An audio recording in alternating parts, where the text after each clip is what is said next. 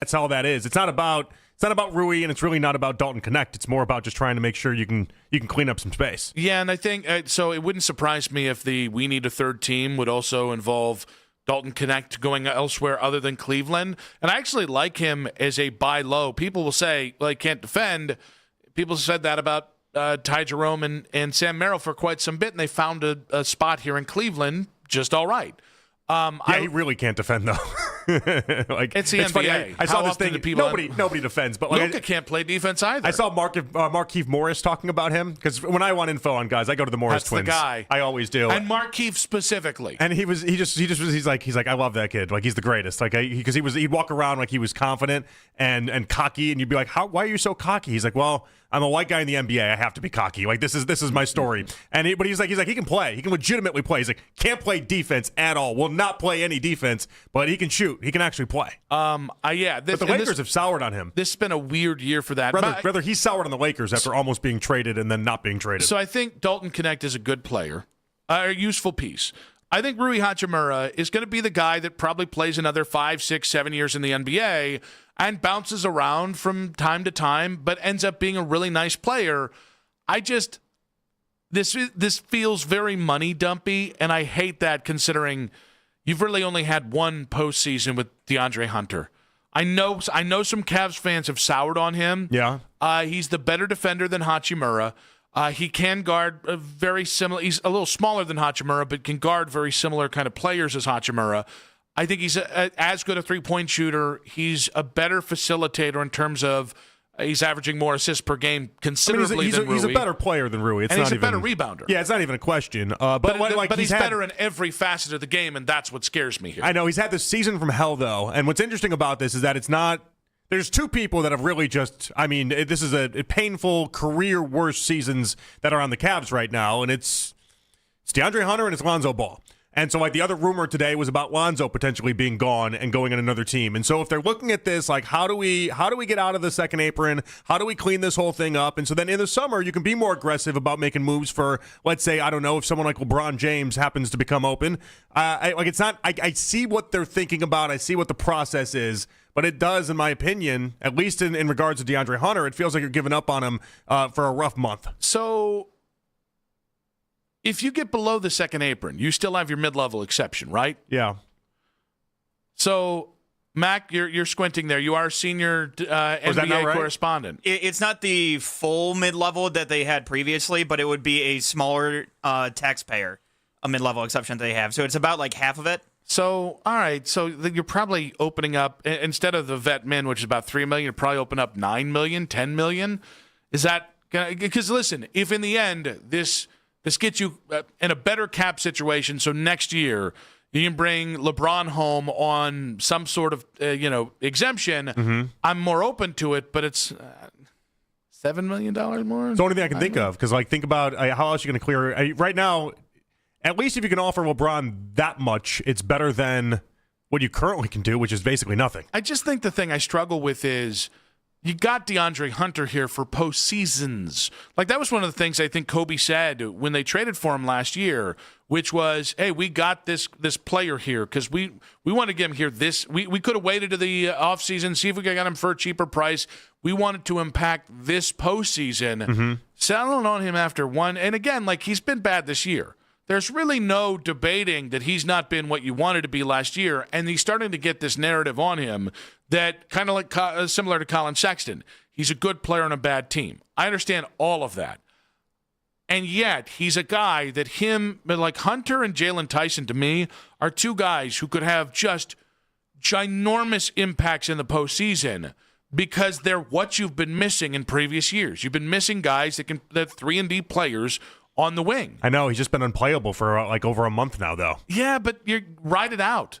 So is Jared Allen. I know. If we're actually talking about redoing things around this roster, I'm more apt to trade Jarrett right now and see if you can get a Hachimura-type player and maybe a pick as opposed to... And the Lakers would be in on Jared Allen, too, by the way, because that's the perfect type of person that they'd want to look for moving forward. Now, the problem is then you'd need a backup center, and that becomes a whole different deal. But I found myself a little frustrated at the idea. And again, there are other deals out there that maybe make more sense. Another name the Cavs appear to be in on big time is Keon Ellis, who's kind of a smaller 3-and-D player.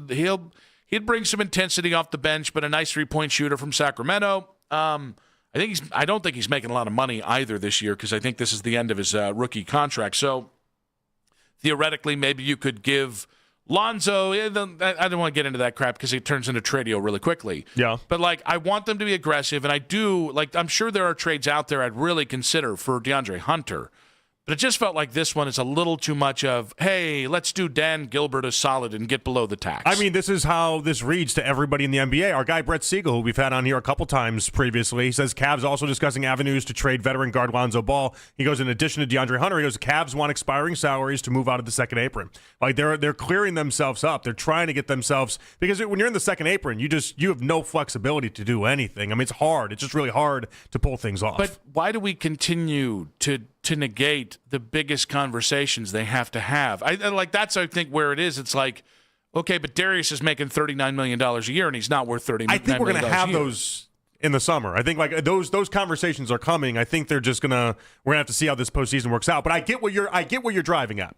Like, if DeAndre Hunter should make you a better basketball team. Why are you doing this now instead of waiting a little bit? And in their eyes, I feel like they're getting ahead of it with teams that are at least able to take the money on and want to do something this year about it. I think with as wide open as the East is, you're what, one game out of the second seed? I mean, you're not in a bad spot, all things considered. And they played much better basketball over the previous couple weeks. It feels like punting on a season. And I understand salary cap. It's not my money, but don't love it. The more we've talked about it, the more it just feels like. I could see how it leaves you with a little icky taste in your mouth, because it does for me too as well. Wow, you didn't like that phrasing? You just said icky. I don't know. I don't think I've heard you use the word icky before. It just threw me off a little bit. What was wrong with it? Icky? Got a little bubble guts? Little icky taste in your mouth. Little 216. That not acceptable now? No, it's fine. I just wasn't. Mac's giving a look as if I said something you said icky. Dump it immediately. What's wrong with icky? No, it doesn't seem like a Peterlin word. All right, I'm not jamming you up. I'm just simply pointing out the usage of the word icky threw me off a little bit. Yeah, maybe I want to make it a Peterlin word.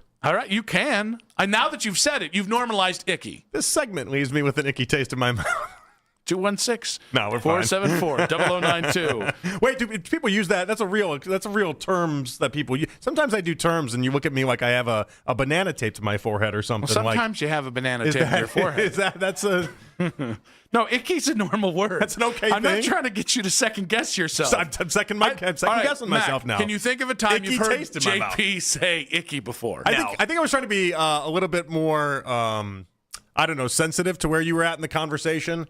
Because I felt like you were really crushed by the development of what the Cavs are doing. You're not wrong. And so I was in many ways I was almost using terms that were like, all right, we're gonna make this terms for a simple man to understand. not that. Did you just treat me like your 3-year-old? Not that, but in many ways in my head, I was like, wait, he's in a delicate spot right now. Is your tummy Nicky? We have to make sure that we go a little softer. Would you in like this one. Banana? Would you like? I don't even think I've told my toddler. Oh, that's got icky taste in your mouth, doesn't it? No, I haven't even done that with her. I just realized that Jonathan, not Jonathan. What's my name? Jonathan thinks of me like lower than like Tommy Boy level intelligence. When you're angry, we got to make sure that we bring you back off the ledge a little bit. I know you've got a lot of icky emotions. I just want to rage. Would a DeAndre Hunter for Rui Hachimura and Dalton Connect to save some money, would that make you feel icky? Icky taste in your mouth. 216-474-0092. Todd Monken and Andrew Barry, the dap-up of all dap-ups in 5 minutes on 92.3 The Fan. Hey, guys, it's Nick Wilson for Northeast Factory Direct. And cabinet shopping doesn't have to be confusing.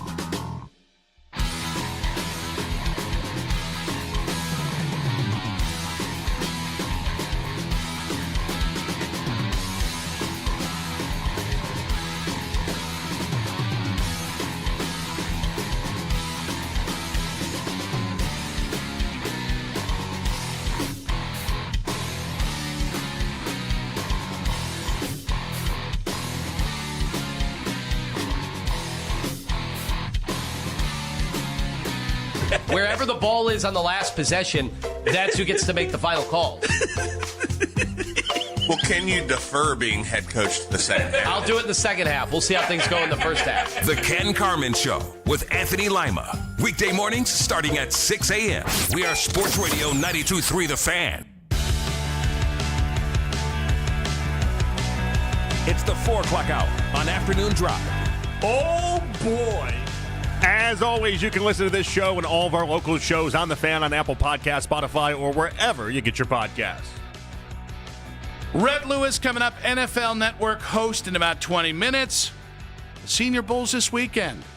Maybe a daily dunker moment again.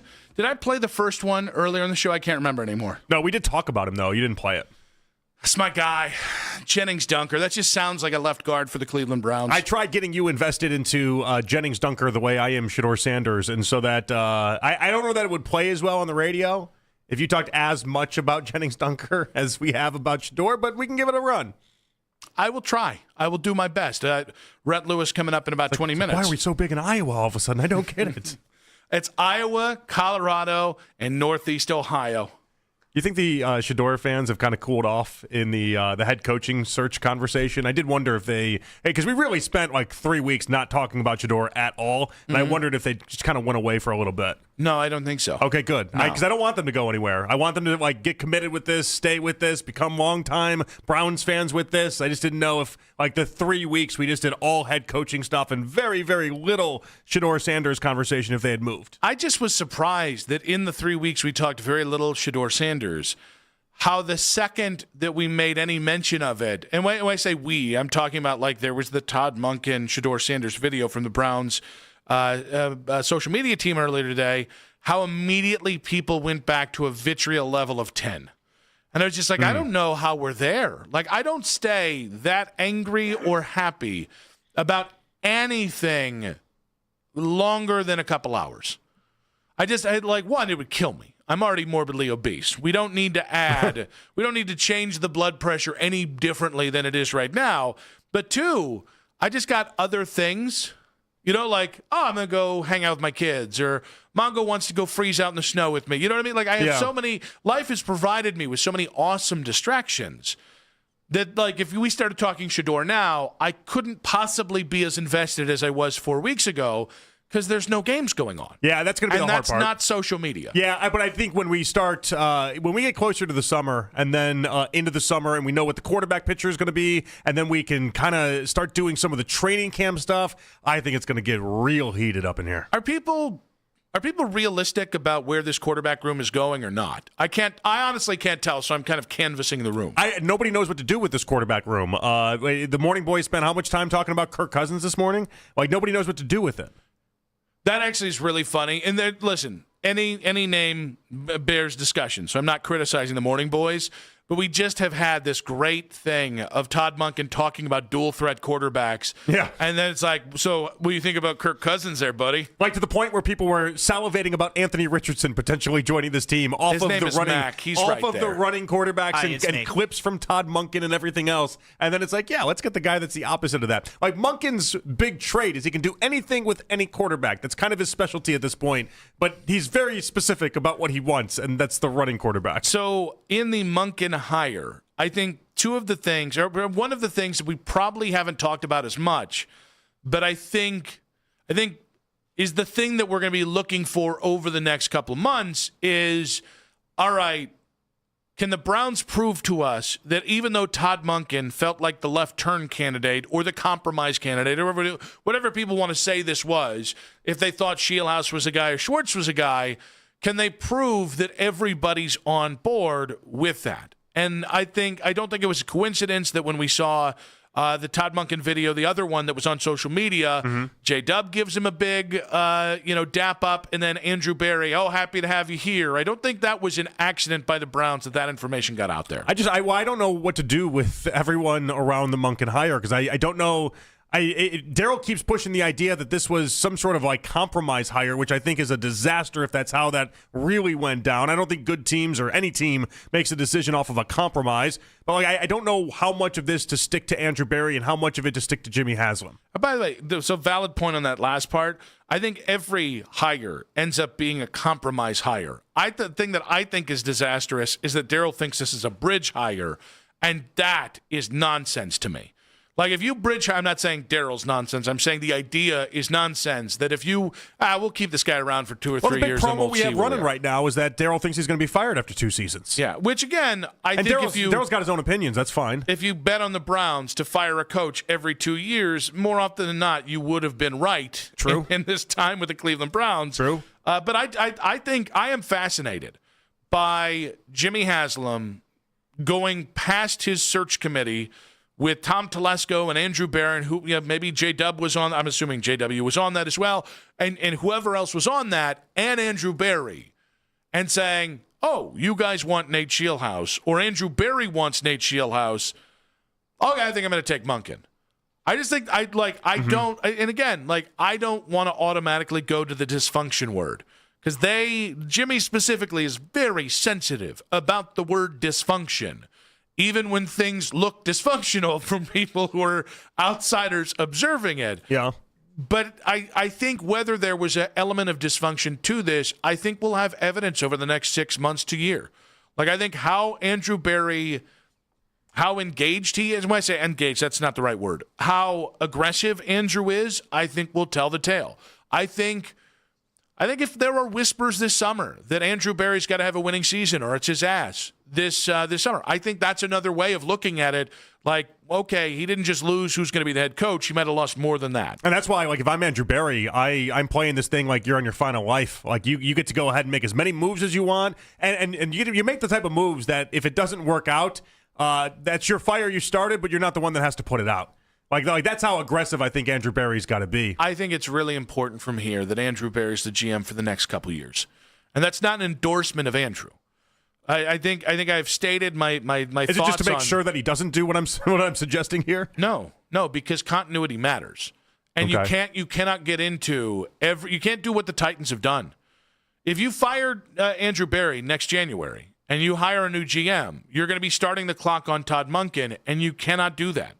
You cannot go back, because the one really good thing to come out of DePodesta, Barry, and Stefanski is you weren't going in that cycle of suck where, all right, this year I'm hiring a GM, next year I'm hiring a head coach, then I'm firing the GM, hiring a new GM who's now wants his own head coach. So a year later, now you got a new head coach. Like, that's just a level of to me, that is dysfunction. Disagreeing on who the head coach is isn't necessarily dysfunction, even if it feels like your compromise was neither of anybody's favorite candidates. And that's how it felt. I'm not saying that's how it actually was. But yeah, I mean, like when Jeremy Fowler was on 05, just because the things he says in here, I don't know why I said 05 while I was looking. That was not for the audience. But Jeremy Fowler kind of sets this up. Listen to this. I don't necessarily think this means dysfunction.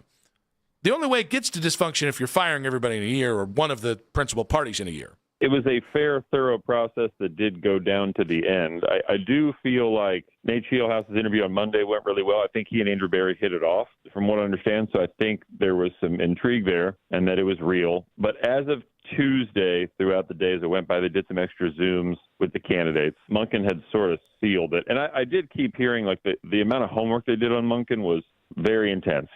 Calls to people throughout his life and his coaching tree. My sense is that ownership was more comfortable with just more of a seasoned coach that they knew as a baseline could improve their offense. And, I assume Andrew felt that way too. I'm saying Andrew ran the search. Up until Tuesday, I think ownership was, even though they're involved throughout, they really dug in on like Scheelhaus, for example. Like, really my understanding is I think by Tuesday early evening, Monken was the guy identified and that the ball was kind of rolling at that point.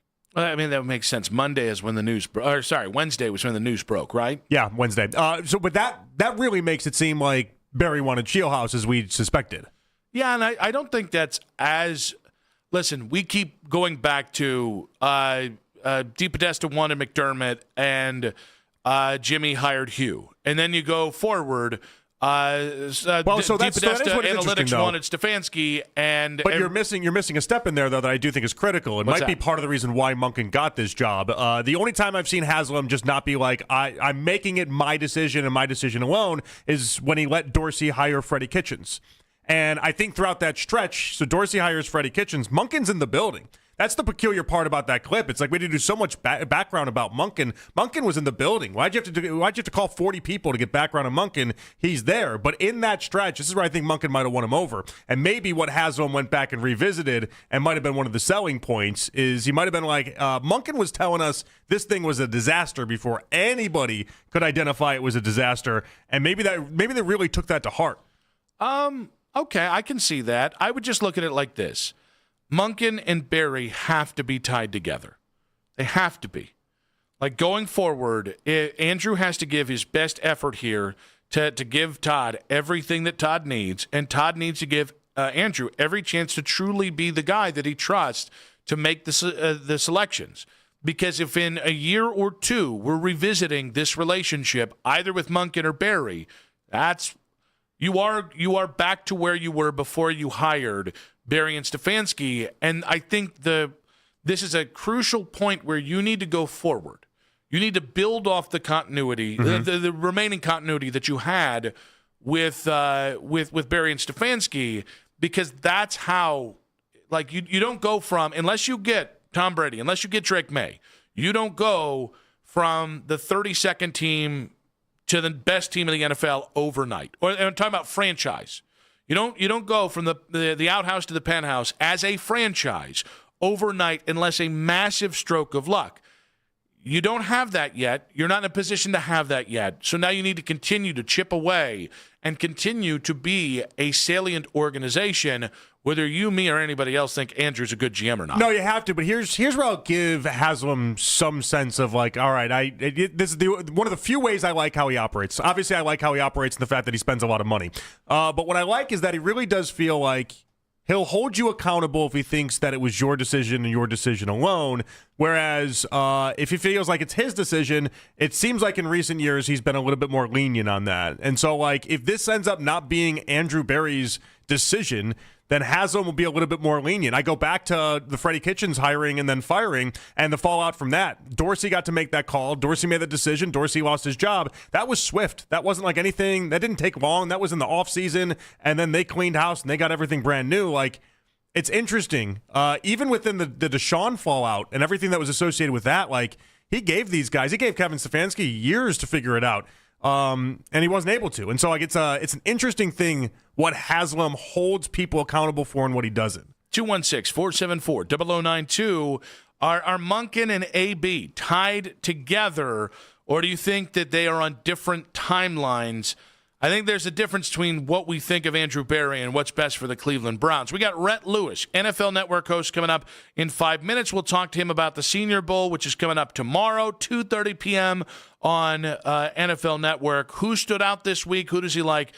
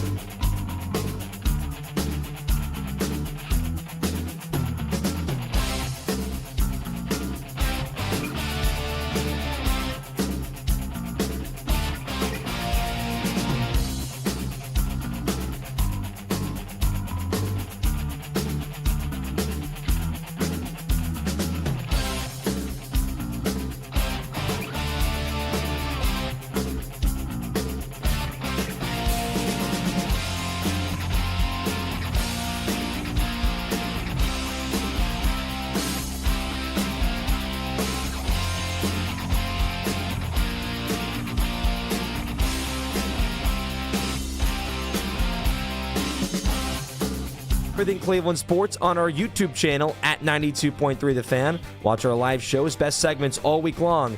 92.3 The Fan on YouTube. Headline Sports News every 20 minutes right here on 92.3 The Fan. From the University Hospital Sports Desk, I'm Cam Manna. Listen to 92.3 The Fan on the Odyssey, iHeartRadio, and TuneIn app.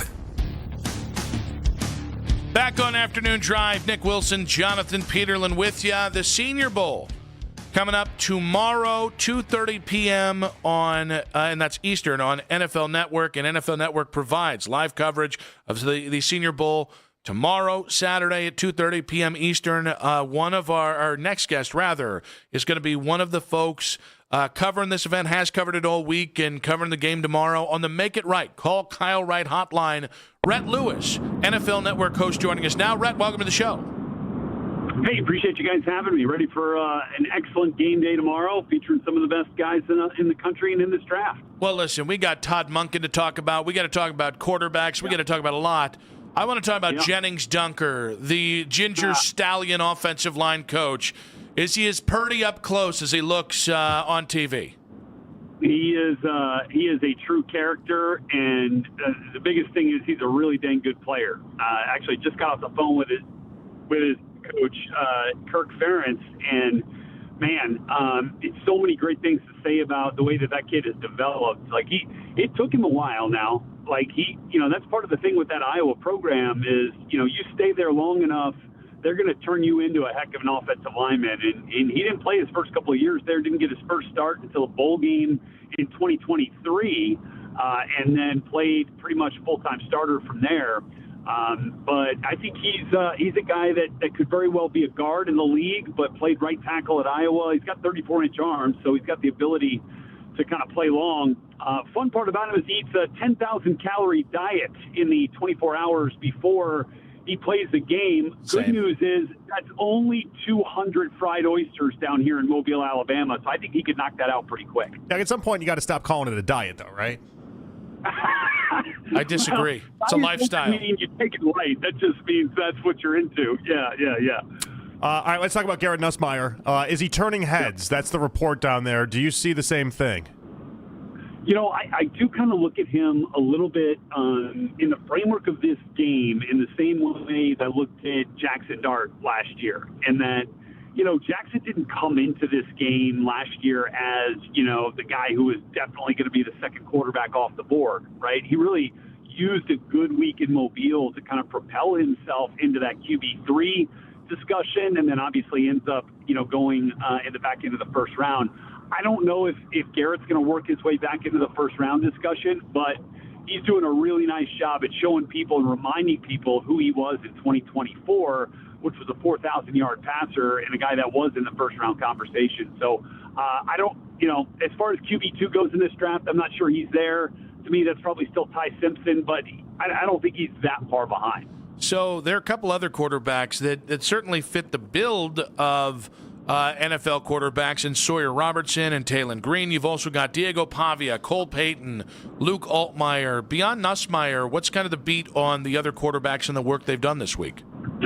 Yeah, Altmaier's been really impressive, and as well he should be. A 3-year starter at Illinois after transferring up from Ole Miss. He's basically a coach on the field. Like, he runs their quarterback meetings at Illinois on Fridays, and they tailor, like, he basically, adjusts the game plan with what, he's been seeing on the practice field all week. Brett Bielema swears that the coaches in the league are going to absolutely adore him. And that's kind of been the story here in Mobile. He's kind of been a guy that has been on the tip of the tongues of some of the evaluators down here, just kind of because of his experience, his ability to work quickly down here. Like, you can tell when he's in here, like, he knows when he's in the game during these 3 practice days, he knows where he wants to go with the football. He gets it out quickly, and he gets it out accurately. I think he's going to find a lot of love as we go forward into this draft process. What's been the buzz around all these NFL execs and all these high-powered NFL people about the Browns hiring Todd Monken as the next head coach? Yeah, I mean, look, I think there's certainly more buzz about the process probably than how it ultimately settled in on Todd Monken. I think there's a lot of work to do there on, where the staff is going to get filled out and how all that's going to take shape to get a sense of what this program is really going to look like under Coach Monk. And I think the one thing that we can all kind of agree on is that he's found a way to find some real success, from the offensive side of the ball. And obviously there's some familiarity there in Cleveland anyway. I think a guy who's been around ball as much as he has, he does have a little bit of head coaching experience from his time down at Southern Miss in the college game. But I think the amount of football he's been around is going to serve him well. He's seen enough of it to know what works and what doesn't. And I think that's a big part of, what being a head coach, ultimately becomes is I think so many times you get guys in this role that don't know what they don't know. But I feel like, the experience of Coach Monken is going to help him kind of get his foot in the, not only to get his foot in the door, but to get this thing going quickly. Rhett, we know that the once the practices are over in Mobile, that's when the fun starts. Kind of like the combine. There's a lot of talk going on, a lot of buzz going on with so many NFL people there. What are the big topics at the Senior Bowl that so many executives and coaches are buzzing about? Yeah, look, I think there's a lot, right? And the quarterback discussion is a part of that, but I think there's also like, holy smokes, like there's some real dudes again on the line of scrimmage, not only in this draft but in this game, and it's kind of a microcosm of it. We'll be talking about guys like Arvell Reese from Ohio State, who you guys know obviously well, sitting there in Ohio, and his buddy Sonny Styles from the second level as a linebacker. And Reuben Bain and Messidor from Miami, and those guys will be top 15 guys. But I think, what you're seeing at the Senior Bowl is the conversation, is still about guys like Derek Moore and TJ Parker from Clemson, guys who are coming off the edge, and guys in the interior like Lee Hunter, from Texas Tech, and Caleb Banks from Florida. And that this is a really good kind of line of scrimmage draft. And especially on the defensive side of the ball, you're going to be able to find some help, not only early, but kind of littered throughout each round and each day. And we're seeing that here in this game. So that's definitely been a big piece of the conversation here. We're trying to find linemen. We're trying to find wide receivers as well. Malachi Fields comes top to mind to myself. But who's impressed out there, and who gives us a chance to get a good wideout? Yeah. Malachi has definitely been best in show. Reggie Virgil is a really fun one, guys. He's got a big frame, a little over 6'2", and he can absolutely fly. Is going to test off the charts. So you love the catch radius. You love the ability to then kind of catch anything in his field of vision, and then he's got some speed to burn too. So Reggie Virgil from Texas Tech has been excellent. A couple of small school guys that have kind of shown up a couple of times. Ted Hurst from Georgia State is another bigger body dude with some serious speed. He caught 25 touchdowns in his career, in his collegiate career. I would say, Tyron Montgomery from John Carroll is really intriguing. He played at, a Division III school. He was at FCS Nicholls State, but he was more of a basketball, but he didn't even play high school football. So those two guys have both shown up a couple of times here. So I'm kind of excited to see what they can do as the draft process goes on. So those guys are probably been some of the best in terms of kind of splash plays. Rhett, we know you got to go. Give us a 10-second answer. You're a former Indiana wide receiver. Who's going to be the better pro from Omar Cooper Jr. or Elijah Surratt? Man, it's a really, really good question. I think they're a little bit different in terms of their skill sets. Surratt is kind of like the big body power forward type of player who you're going to throw on the back shoulders. Omar Cooper is like, to me, he's one of the yak gods in this class. First guy never brings him down. He's great with the ball in his hands. He's really kind of like a five-tool type of receiver. But it's kind of going to be, like a pick your poison type of deal. I think Surratt can really put it in the paint, and then Cooper is kind of just like you find him anywhere. And both those guys, though, will block their butts off, both on the perimeter and at the point of attack. If I was to find a place for him, I think a team like the LA Rams would actually love him. You look at the way that they use their wide receivers; those two guys certainly fit the bill. Rhett, we know you got a boogie. We appreciate you, buddy. Thank you so much. You got it, man. Thank you. Rhett Lewis there, NFL Network host on the Make It Right, Call Kyle Wright hotline. NFL Network provides live coverage of the Senior Bowl Saturday at 2:30 p.m. Eastern. Give me some Jennings Dunker. Come on now. What do you want me to do? Oh, you just want him on the team? Yeah. Okay. Yeah. Actually, I didn't think Rhett was going to move you off that, by the way. Iowa has a couple of kids. They got another guard, Stevenson. Dunker could end up being a right tackle. Or it might be Stevens. I'm trying to think of the other. But Iowa's got a couple ones that I think can play. Okay. You just like his hair, though, right? That's the big thing? No, he actually he's an ass kicker. I know he's an ass kicker. He's supposed to go. He's a first-round pick by all projections, correct? I don't see any in the second round? No, he's been kind of consistently in the second or third round. Oh, really? Oh, yeah. I have not done my research on him outside of like the 3 times we've talked about him this week. You are my info for Jennings Dunker. I have done no extra info or research on Jennings Dunker at all. We saw him on the TV. His hair is incredible, but outside of that, like that's all you. I think this is then the perfect time to bring you your daily dunker. I think I've tweeted about... I thought there was going to be like a big noise, a big sound, some sort of... Daily Dunker! Yeah, I wanted... He's a ginger! Yeah, sure. Give me something. Yeah. Well, it's just Max screaming, Ginger! Well, that would just be... He can't pull that off. There's just certain things. Max, too earnest. I am a heathen. Of course, I could scream that. All right. So, I'll give you a little bit of Dunker. You want to know a little bit more about Dunker? I know basically nothing outside of... all I know is what you've told me so far about him. I don't even remember how he first came up. Was it last week? I believe it was last week, yeah. And then I looked up his hair, and I saw his hair was wild, and then it was just, we're off to the races from there. And by the way, little reductive that you just put him as a haircut. He's got a mustache. He's got a personality. Yeah, he's got a whole everything going on. It does. Yes, he does. So... I'll give you a little. You want a little Dunker? I'll give you a little bit of Dunker. Okay. Here is Jennings Dunker, Iowa offensive lineman. Jennings with a G, right? That's the one. That's yes. the one. On the NFL Network, talking about his diet. In the mornings before practice at Iowa, we'd have like refuel sandwiches. I don't know how many calories those things are. They're a decent amount. It's probably like 700. And then, if we worked out, we'd have a core 26 and then a protein shake. But yeah, that plan came from my dietitian, so that's where I got that. I would get a PDF every week, and then it would have like specific ounces of fluid I'm supposed to intake and different hydration packets I'm supposed to have. So that was kind of a week-by-week thing. But the Culver's was mine. I put that in after. I love Culver's. So I'll drink coffee on the sidelines. I love coffee. I always have snacks. I'm always loaded with snacks. How do you take your coffee? That's the question. Just black. Just black, because he had cream and sugar for you, too, as well. That's a crime. I got to say, sounds like an offensive lineman. Sounds like because he sounds like a crazy person. They were saying 10,000 calories before Iowa games. Sounds like a... Yeah, and he called it a diet, too. And it's like, at some point, we got to stop calling it a diet. Yeah, if you a certain amount of calories, it stops becoming a diet. Yeah, it's a lifestyle. It's a lifestyle, yeah. Or it's a something. Which is also fun because Jennings Dunker, when he stops playing, is going to have the Joe Thomas effect where he just all of a sudden, he becomes really, really ripped while also not looking fat at all. It's either that or it's the... Probably, I don't know that you should love him as much. He's not a true fat, in my opinion.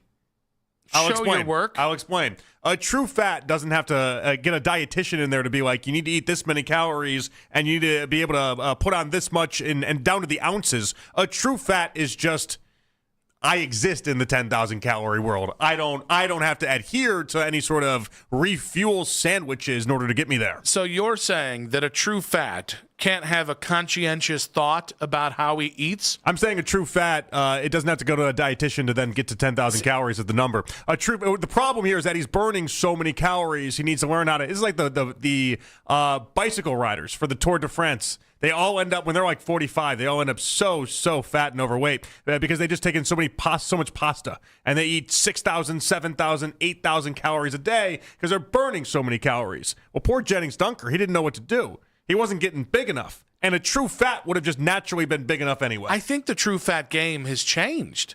I do. I think now you're correct. 30 years ago, if you didn't know, just go smash some Doritos, a couple peanut butter sandwiches, and a bunch of chicken thighs. Donuts, honey buns. Let's just get this thing going. But you understand, the fat game has evolved. Yeah, I don't like the evolution of the fat game, if this is what you're telling me. That's facts.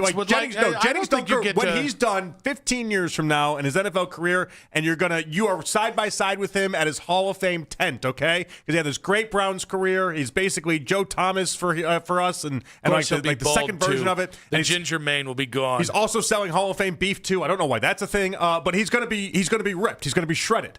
He's gonna be like Joe Thomas. He will not He will not be one of these offensive linemen that you have to put in a wheelchair and be like, what I just happened? realized what this is really not about. a true fat, fake fat. You don't think Joe Thomas is a true fat? Joe Thomas is not a true fat. Okay. He's not a true fat. All right. Joe Thomas has losing weight. He's been skinny does not and mean jacked. you were never a true He's fat. been skinny and jacked enough, by the way, for it was a we're lifestyle approaching, change. I mean, this is like 6 years of him now being like a ripped, in shape he's person. insane now about it. Like he's not a true crazy fat. man. If he was a true fat, he wouldn't look the way that he does right now. You're mistaking. True fats always turn back into being fat. True fat is a mindset. Get on a diet to become You're a fat. born as a true fat, and then occasionally you can age I don't out think Joe into was other ever. lifestyle. Joe was never a true fat. Joe just realized he was very good as a lineman Guys, and had to work to put on the weight. This. It was Jennings a very Dunker has Joe to positive work. show here. He's got to work to put on the weight Jennings Dunker And does. That's not Joe, a true if fat. you're listening, That's this the fakest fat I've ever heard. That is Jonathan Peterlin talking about you, not Nick Wilson. This I believe you're is a true plus fat for Jennings Dunker, by the way. I actually think I like the fake fats. I think you're a lot of muscle hidden underneath that fat that they have to put on in order to play the weight. He does not speak for the entire fat community. He does not speak for us, Joe. You are a true fat, and we bow down to you. Same My as life well. mission now is finding out which ones are fake fats and which ones are real fats. And you put together like a group of people that seek out This fake is my fats scouting. and out This them is my and dox scouting them. analysis that the NFL doesn't look deeper into. I wonder how many fake fats are just Hall of Famers. That's true. You could just out them. Probably just a bunch of fake You could round fats. up the fake fats. I don't and have to round them up. They're not cattle. You could have different areas where they could go to just be fake and fat and stuff. Does that sound good to you? I mean, they're not real fats, so like we'd probably have a good time maybe lifting some weights and maybe eating some celery. Oh, we got mad about the celery. I just have never heard slander like Joe Thomas is not a true poor fat. Jennings Dunker, man. This is a tough blow for the fat community. It's a tough blow for the good hair community. Why can't you let us have anything? It's a tough blow for your community. You let us have high blood pressure. You let us have hypertension. But you can't just let me have Joe Thomas and Jennings Dunker. I'll let you have early onset diabetes too if you want it, but no, Jennings Dunker. That's no, not really optional. It just kind of comes with it's kind of a part of the. Anyways, 216-474-0092. Does Jonathan get to say who's a real fat and not a real fat? A fake fat, in his words, not my words. And for some, there's a clear loser in the Todd Monken hire. That's in 5 minutes on 92.3 The Fan. Your heating bill arrived, and you did that thing we all do. You stared at it. You saw.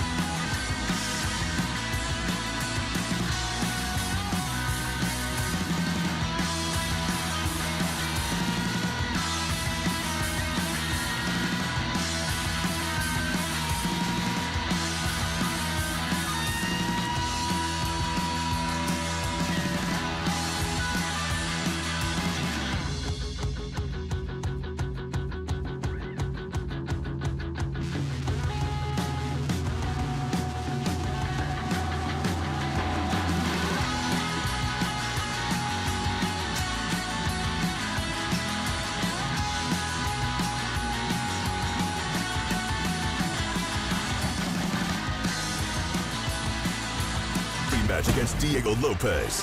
You gotta be kidding me! And the always dangerous Dan Hooker.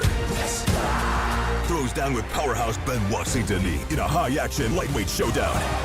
There's never been anything like this. UFC 325, Saturday, January 31st, only on Paramount. Whenever you need to talk about the Browns, we got you covered. We are Sports Radio 92.3 The Fan.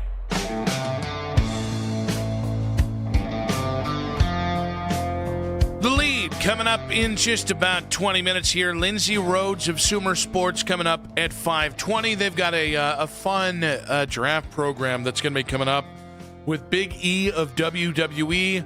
I think that's the most excited I've seen Jake Murrin about promoting a guest that we're going to have on later the show. Oh, because he likes Big E so much? Yeah. Well, because Big E was like a really great college athlete, and he has like a huge obsession with college football. Okay. He also happens to be one of the funniest and kindest of what I've heard of WWE superstars. Oh, that's nice. I know nothing about Big E. He is a large man, and his first name starts with E. Okay, that's exactly what I thought. Yeah. Fantastic. Like occasionally, like we call my buddy Jason, who was a big guy. We call him Little Fella. Yeah. That was to throw you off the scent. Yeah. People meet him, and they'd be like, but you call him Little Fella. I guess he must really be a little fella. It's nice to know Big E actually big. It's amazing, though. There's so many wrestlers I just don't even know at this point. In fairness, the wrestling scene has never been bigger. I mean, WWE has 3 premier shows that are on prime time on major networks. AEW, TNA, I think NWA has a national, you're saying it's hard to be a wrestling fan right now because there's a lot of content, or are you saying... No, I think it's great to be a wrestling fan. It's great, okay. It's just the problem is I don't think any of them are very good. I like quality of storytelling. So, they had me back for a minute with what was the family one with the not the Shield, with Roman Reigns, the Bloodline. One of the best long-term stories ever in in wrestling. But other than that, they don't really do a lot of that. So it's watch this guy, and he was just in Japan versus this guy. Also, a lot of shorties now. Ever since they cracked down on McMahon, you always knew it was coming. I mean, there's just never been more money in pro wrestling. I think he was a great storyteller. Oh, no, he was not by the end. No. Bad person. Oh, but more importantly, the stories. But the stories. Come on. He went there. He went where people wouldn't go. Now, I watched 1 year of wrestling as a kid, and that was it. 97. No. 2003? I think it was around 01, somewhere around there. Maybe I was 11, 12 years old. Give me your favorite wrestler. I always liked I liked Kane and I liked Undertaker. I liked the brother thing that was going on there. That could literally be like a 7-year swing. And then what I was watching is when they wrestled on their parents' tombstones, and I was like, that is the most disrespectful thing imaginable. My brain could not give me more. I couldn't comprehend it, and I was so glued into the whole entire thing. You had to go back and tell Mama Pat on a little pillow talk. That's not how that went down. Yeah, no, of course. Yeah, of course it didn't. Rashiki was another one. Rashiki. That was great. What a move. He's just large and would just put his ass in your face. It's here's the finishing touch. By the way, 20 years later, there's a whole cottage industry of that. He was just a trailblazer. I believe. He was just a trailblazer. If we're to believe Mariah Mills and her take on Zion Williamson, I think that was after their relationship. It was Rikishi. I think you combined Rikishi and Rafiki to, what was it, Mac? Did I say it wrong? Rashiki? Oh, it's been that long. And maybe threw in a dashiki in there somewhere. It's been that long. The Rock was obviously, he was major at that point. And so you'd go into your bathroom and you try to practice the eyebrow raising and you try to get it down. And I just could never get it down. That's why. It was just tough. Your boy cracked that early. I was doing the eyebrow before The Rock was doing it. Oh, really? He stole it from you, is what I heard. No? Okay.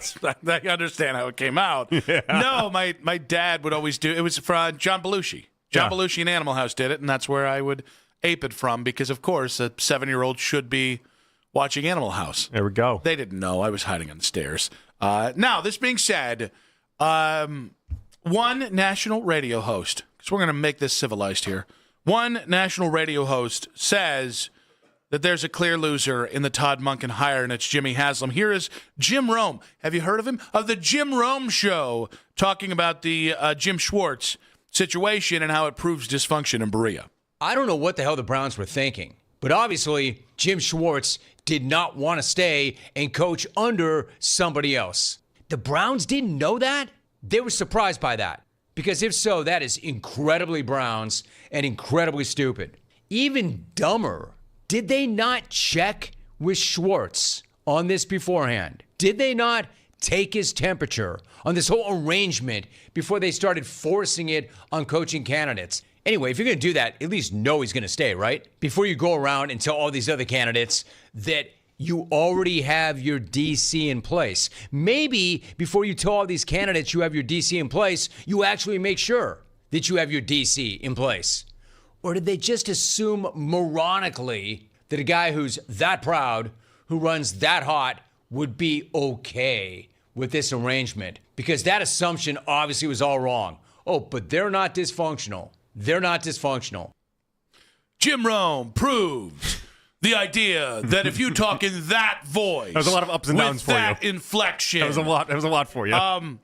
Jim Rome and several others on the national level, even locally, have blown the Jim Schwartz thing through the roof. Like, I don't believe they were forcing Jim Schwartz on anyone. The error and the miscalculation was they asked coaches to be open to the idea of keeping Jim Schwartz. I think it's clear that it wasn't a mandate, but it was a preference. And then their miscalculation was on the Jim Schwartz side of things, not on the candidate side of things. Yeah, well, I mean, and if Andrew Berry got his druthers too, he would have gone with Shieldhouse, and you would have had the same result that you're having right now with Monken anyway. Yes. So to me, I can't tell you it wasn't dysfunctional. They're going to have to prove that over the next 2 to 3 years with Andrew Berry and Todd Monken working together and leading the Browns away from 8 wins in 2 seasons. But I think the Jim Schwartz thing, I kind of think this is part of remember when the first day where one of the reports was Jim Schwartz isn't afraid to make this ugly. Yeah, if it needs to be. Yeah, I was going to say where the bodies were buried was the quote. Did he text Jim Rome and was just like, Rome? Why does he talk like Jim Rome when he's talking to Jim Rome? Got an epic story for you.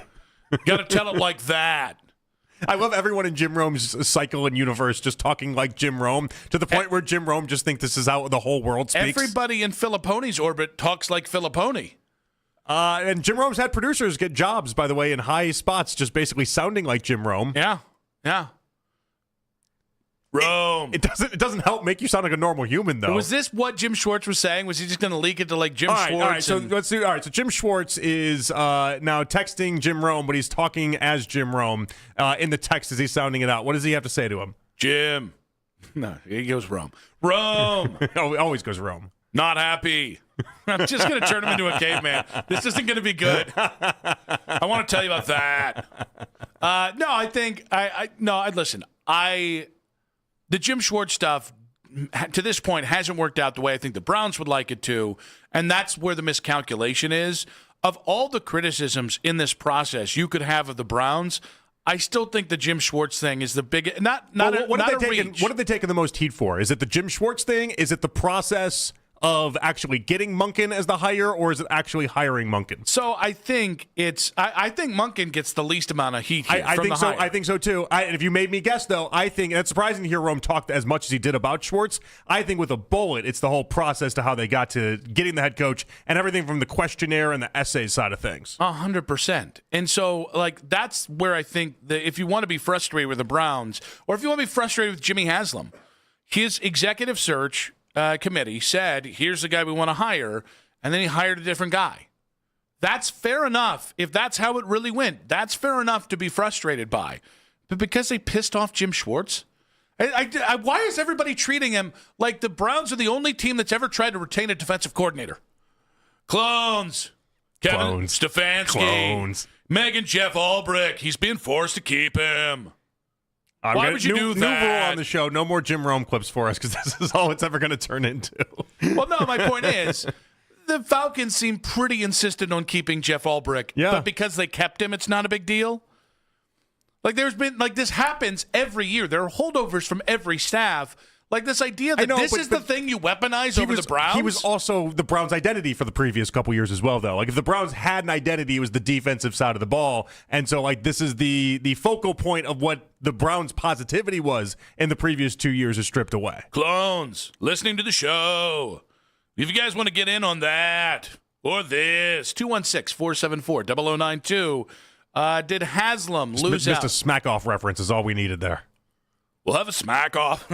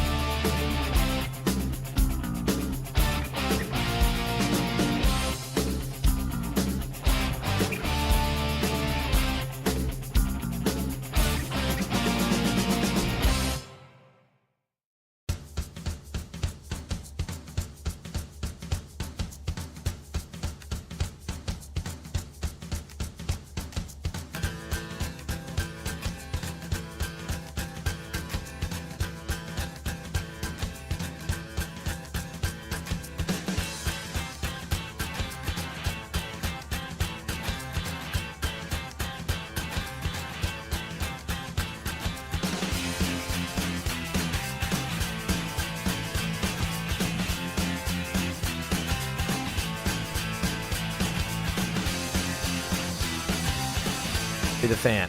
From the University Hospital Sports Desk, I'm Cam Manna. Something in here stinks. And it's not necessarily the Hall of Fame, but can they get better at electing some of the all-time greats? It's the Emerging Podcast Scene, presented by Extend Technologies on 92.3 The Fan Extra on the free Odyssey app. It's 5 o'clock on The Fan, and it's time for The Lead with Nick Wilson and Jonathan Peterlin on Afternoon Drive. Win a pair of tickets to the 26th Greater Cleveland Sports Awards at Rocket Arena on Thursday, February 5th. Get tickets at clevelandsportsawards.com. Enter the word FACE, F-A-C-E, by the end of this hour at 923thefan.com to get registered to win. Lindsay Rhodes of Sumer Sports coming up in about 20 minutes. This time last year, she was trying to trade Myles Garrett. Before it was cool. Yeah, she was one of the innovators of that. I wonder who she's going to try and trade this. She's going to Denzel? Could it be Deshaun? Could she be trying to trade Deshaun? We'll find out in about 20 minutes there. We'll get her take on the Todd Monken hire and ask her, what's the deal with Malik Willis? Okay. So that's a little more Don Knotts now than it is Jerry Springer. Oh, jeez. I'm having a day, folks. We are having a day. Clones. The Lead. Now, Todd Monken arrived in Berea today, and this clip went viral on social media as the Browns' new head coach met with Shedeur Sanders. How we doing, man? Good. Then we tried to draft your ass last year. It's all worked out. Yeah. You remember that, right? Yeah, that's what I was about to tell you. Someday we'll get a chance to talk about that. Yeah. Playmaker meeting the mastermind. So what I liked about it, and obviously it doesn't mean Shedeur Sanders is starting week 1. That's insane. But what I liked about it is that he at least seemed excited to coach Shedeur Sanders, which is a far cry from where we were with Kevin Stefanski. Anybody in the quarterback room, the head coach should be more than open to coaching. I'm going to go ahead and say that Todd Monken was pro-drafting Shedeur a year ago if he's giving him this kind of conversation there. I just like the vibes. Like, guys, we're at the part where, people immediately jump to, is this good for Shedeur? And if it was, how much they didn't want it to be good for Shedeur. I just like the good vibes. I'm glad to see this is the kind of stuff that is fun when the coach first gets hired. You really only get to do it once.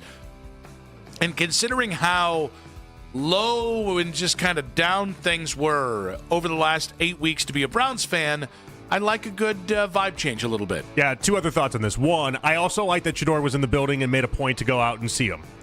He didn't have to. Deshaun's in Italy, not every player is going to make their way to Berea to make sure that they say hi to him. I think that showed a lot. That showed initiative in a positive way. I like that. Real quick. Yeah. Do you think he went to see Todd, or do you went to see the cameraman who is next to Todd?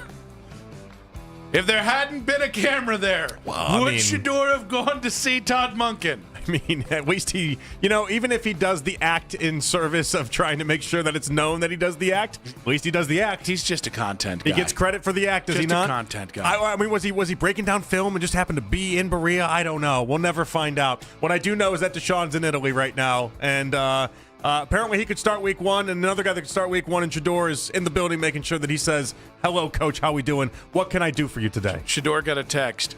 Monken's in the building. There's a camera crew following him around, and 5 seconds later, like the Roadrunner, he was there. The man does love his content. That's true. You can't deny that. That's true. You can't he loves his content. Now, on a serious note, though, I did love the idea. Well, I mean, it kind of was. But Monken, I thought it was just very cool. Like, you could see how much the moment meant to him, and to be coaching football for 37 years and then finally be given this opportunity. Like, you could tell it wasn't lost on him. You could tell he was appreciative of it and everything in between. For what has been described as just a very grumpy human, to see him get that way was very nice. It's beautiful. Todd Monken, hiring Ravens run game coordinator. It was a genuine good moment. It was not icky. You know I don't get sappy that way often. I know that. But I love the idea. You said icky today, and you kind of got sentimental there. There's something about the idea that he just persevered, and he was just not going to say no for an answer, then he finally got it, and I like that for him. Like, in a way, man, we're all Monken. It is. It's a story of perseverance is what it is. We overcome things, and we get where we are. It's basically a Disney story if he wins the Super Bowl at some point. Like, it's a beautiful story. Always wanted to be a head coach of an NFL team. He was told no everywhere, and then all of a sudden he gets his opportunity, and he makes the most out of it. That's a beautiful thing. I'm very happy for him. Why is that? That's like the Titanic song. That doesn't sound. It's a beautiful love song by Celine Dion. That sounded like the Titanic song. It was. It was. Well, that ship went down. That's not great. That's not a. But those 3 days in that car, va va voom. Jack and Rose. Indeed. Jack, there was enough room on the thing. You could have made it work. You didn't have to. You could have made it work. I think you probably should say it to Rose. Yeah, no, she was the problem. One that was kind she of was. She was. Wait, but Jack's got to speak up a little bit too, though, right? He was frozen. He's got to do something in that didn't moment. Didn't have a voice. Didn't have vocal like, cords. oh yeah, I guess you're right. I guess I do just have to die here. Yeah, you didn't have to die there. Kind of a cuck move. For being very honest. much, yeah. very much so. Yeah.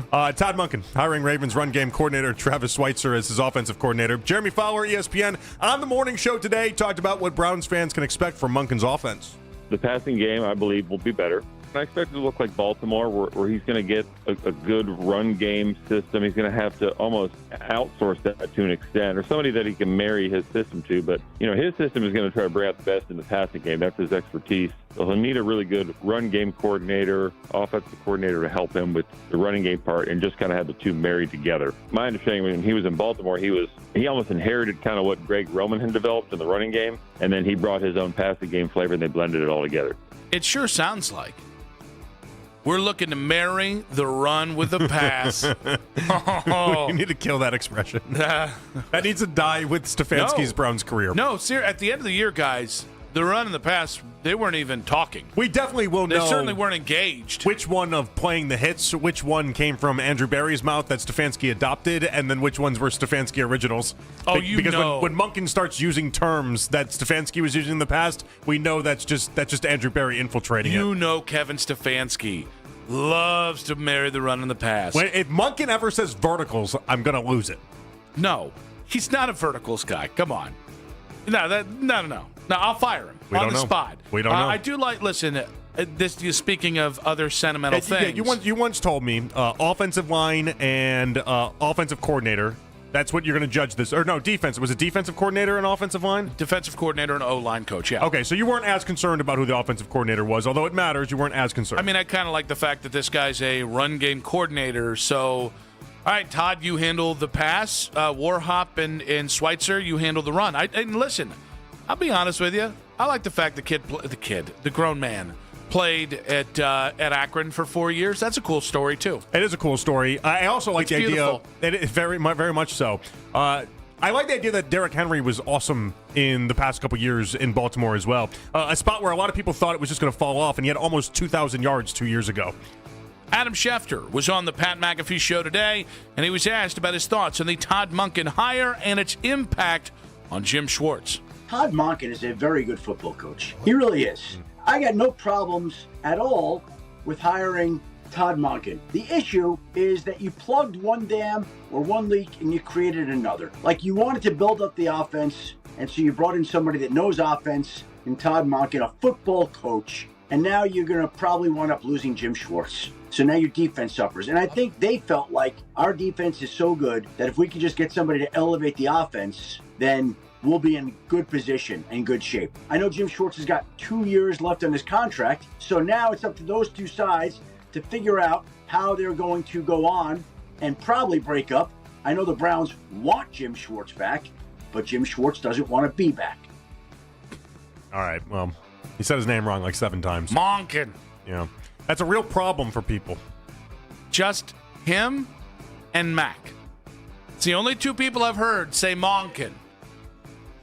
You going out to Montauk to talk to Todd Monken? He was very consistent about it, though. He was loud wrong, Mac, yesterday on that. Also, I just don't care for Adam Schefter, the NFL analyst. Yeah, you've mentioned this before. Give me the straight dope. Yeah. What's happening? Who's leaving? Who's staying? Probablys? Leave that for the Jimmies and the Joes. I don't watch ESPN at this point for any of the talk shows there, but like, isn't he also part of like a 4 or 5 man crew when he does it? Oh yeah, he'll be up on Get Up and he'll be trying to do his reporter shtick, but as an analyst, and it's like, you're bad at this. Stop it, please. But it's also like, what's the point? You have 4 other people that can talk. Yeah. We don't need 75 people on this set in order to get a point across. At what point has Adam Schefter ever offered an opinion about sports? He hasn't. That's not what. Like, it's not like I'm saying only football players and coaches should offer opinions. No, I like when Schrager offers his opinion. It's that Adam Schefter is so inorganic when it comes to delivering his own opinions because he doesn't have them. Well, or because he's constantly juggling of what favors he has to give off and who he's got to make sure he doesn't upset in any sort of way. Sounds icky. More from Jeremy Fowler, as he said that the Browns' Week 1 starter for next season might not be on the roster right now. I'm going to say there's somebody different in there, whether it's like a Malik Willis in free agency or, do you take a swing on like a Ty Simpson from Alabama in the draft, whom some teams really like. I could see a different swing here because I go back to the draft last year where they made those trades and the Travis Hunter trade, and the idea was to load up on a draft that was supposed to be better at quarterback. It doesn't seem to be after the college football season, but look, you do your homework, and maybe there's somebody in the draft you love that you can get high. You got 2 first-round picks. You can get a passer in free agency. There just isn't a lot there in free agency, but if you like Malik Willis, and I know the Browns have done their homework on him, then maybe it's an option. I mean, that's the first time we've heard the Browns have done their homework on him because Monken has a love of dual-threat quarterbacks.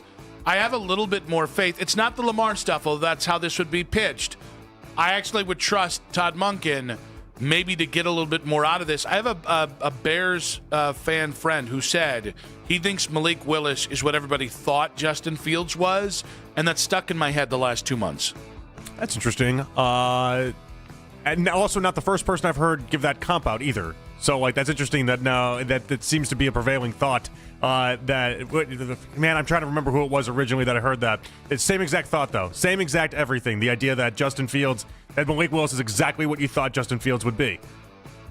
Now I want to give proper credit. I think. Is it to Dan Sitton? Because that's who told me. No. How dare you? It was some national guy. And I'm trying to remember who it was now. I think we know where I got it from. But think about it though. If a better version of Justin Fields exists, that's going to be appetizing to a lot of people. But we got 155 throws ahead of next week's NBA trade deadline. Chris Fedor of Cleveland.com on the Wine and Gold Talk podcast talked about a potential deal involving the Lakers and the Cavaliers. My sources tell me that a general framework has been discussed between the Cavs and the Lakers and a third team. It's hard because the Lakers are right below the apron, like $900,000 below the apron. But they are a tax team, so there are some restrictions that they have, and we all know the complications for the Cavs when it comes to trades. They can't aggregate salaries. They only have really one first-round draft pick that they can trade. They have to be right on the number in terms of salary matching purposes. But my sources tell me that the Cavs and the Lakers have discussed a general framework surrounding DeAndre Hunter of Rui Hachimura and Dalton Knecht, and then bringing in a third team. Yeah, I think the part of this that is interesting to me is that if you get rid of DeAndre Hunter and then you also get rid of Lonzo Ball, you're just basically saying the two guys that we've seen have career years of being awful, just the worst we've seen them in the NBA.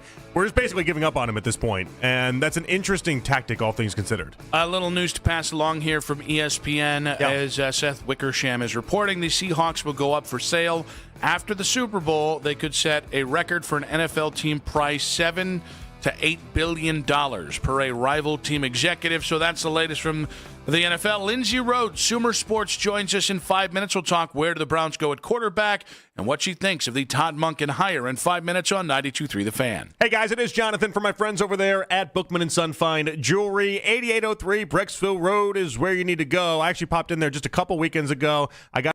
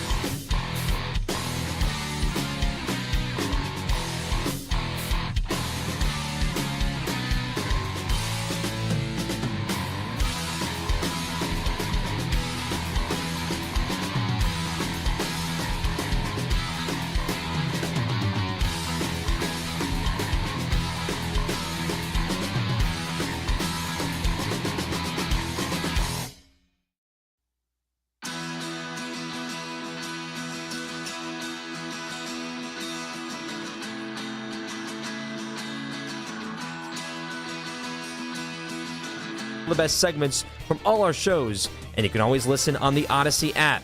Headline Sports News every 20 minutes right here on 92.3 The Fan. From the University Hospital Sports Desk, I'm Cam Manna. Browns beat reporter Darryl Ryder has the very latest at 923thefan.com and the Odyssey app.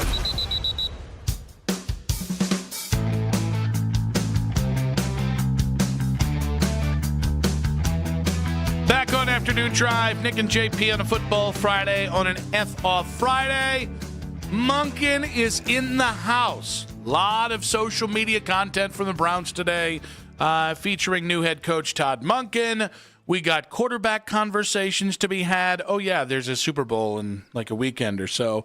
And many other things to discuss. But our next guest is with Sumer Sports, Lindsay Rhodes, on the Make It Right, Call Kyle Right hotline. And they've actually announced that they're going to launch The Evaluation, which is an NFL draft series hosted by WWE alum Big E. So it's a studio show that blends data and analytics with interviews of NFL greats, and it's starting on YouTube on February 12th. Lindsay, always so gracious with her time. She joins us now. Lindsay, welcome to the show. Hi, I'm so happy to be here. Now, last time this year, you tried to trade Myles Garrett. You really upset some people. I know. Would you like to trade Denzel Ward this time? I'm not trading anybody from Cleveland because you guys talk trash about me for like a month. I think, look, the defense was very, very good and kept the Browns in a lot of games this year. I feel like the Browns are weirdly one of those teams that like is a few players away from actually being able to make an impact. And I have seen people looking at like the draft and wanting to add an edge for the Browns where they are. And I guess, in some ways it'll make sense. This is a very good defensive draft, so you're going to have a lot of options available at all of those different positions. The edge group is very, very strong. The tackles are very, very strong. I might tend to go in that direction, frankly. There's part of me that looks at like the actual construction of the team, and it's hard for me to really prioritizing adding a whole lot of capital this offseason on the defensive side of the ball, except to like maybe fill some vacancies. It's the offensive side of the ball that needs so much work. I feel like, but that said, if you can get better quarterback play or upgrade the quarterback in any way this offseason, that's easier said than done. But then, get better offensive line play, maybe add a couple of particularly good pieces on the offensive line to upgrade there, grab a wide receiver who's a difference maker. In addition to Jerry Jeudy, who I think had a good year, but, I think you want other wide receivers on the field to go with him. And I think that you're, not that far away in a way that sounds kind of bizarre under the circumstances. But, obviously the defense showed what a very, very strong – they were number 2 in the NFL in EPA per play allowed. So obviously that side of the ball was not an issue. If the offense can just raise the level of play to a degree where it doesn't even have to match the defense, but can just put up a few more points to win some of those games, then I think you guys are in business. So it sounds like, because we've had a discussion on this show for a little bit now, I'm of the belief that at number 6 overall, it's got to be offensive lineman or wide receiver. Kind of to what you're talking about, where you have to just fill up that offensive side of the ball. What would you say to the people that are like, no, you go BPA there? I just, look, I think BPA is a great conversation. In theory, you want to be in a position to go BPA.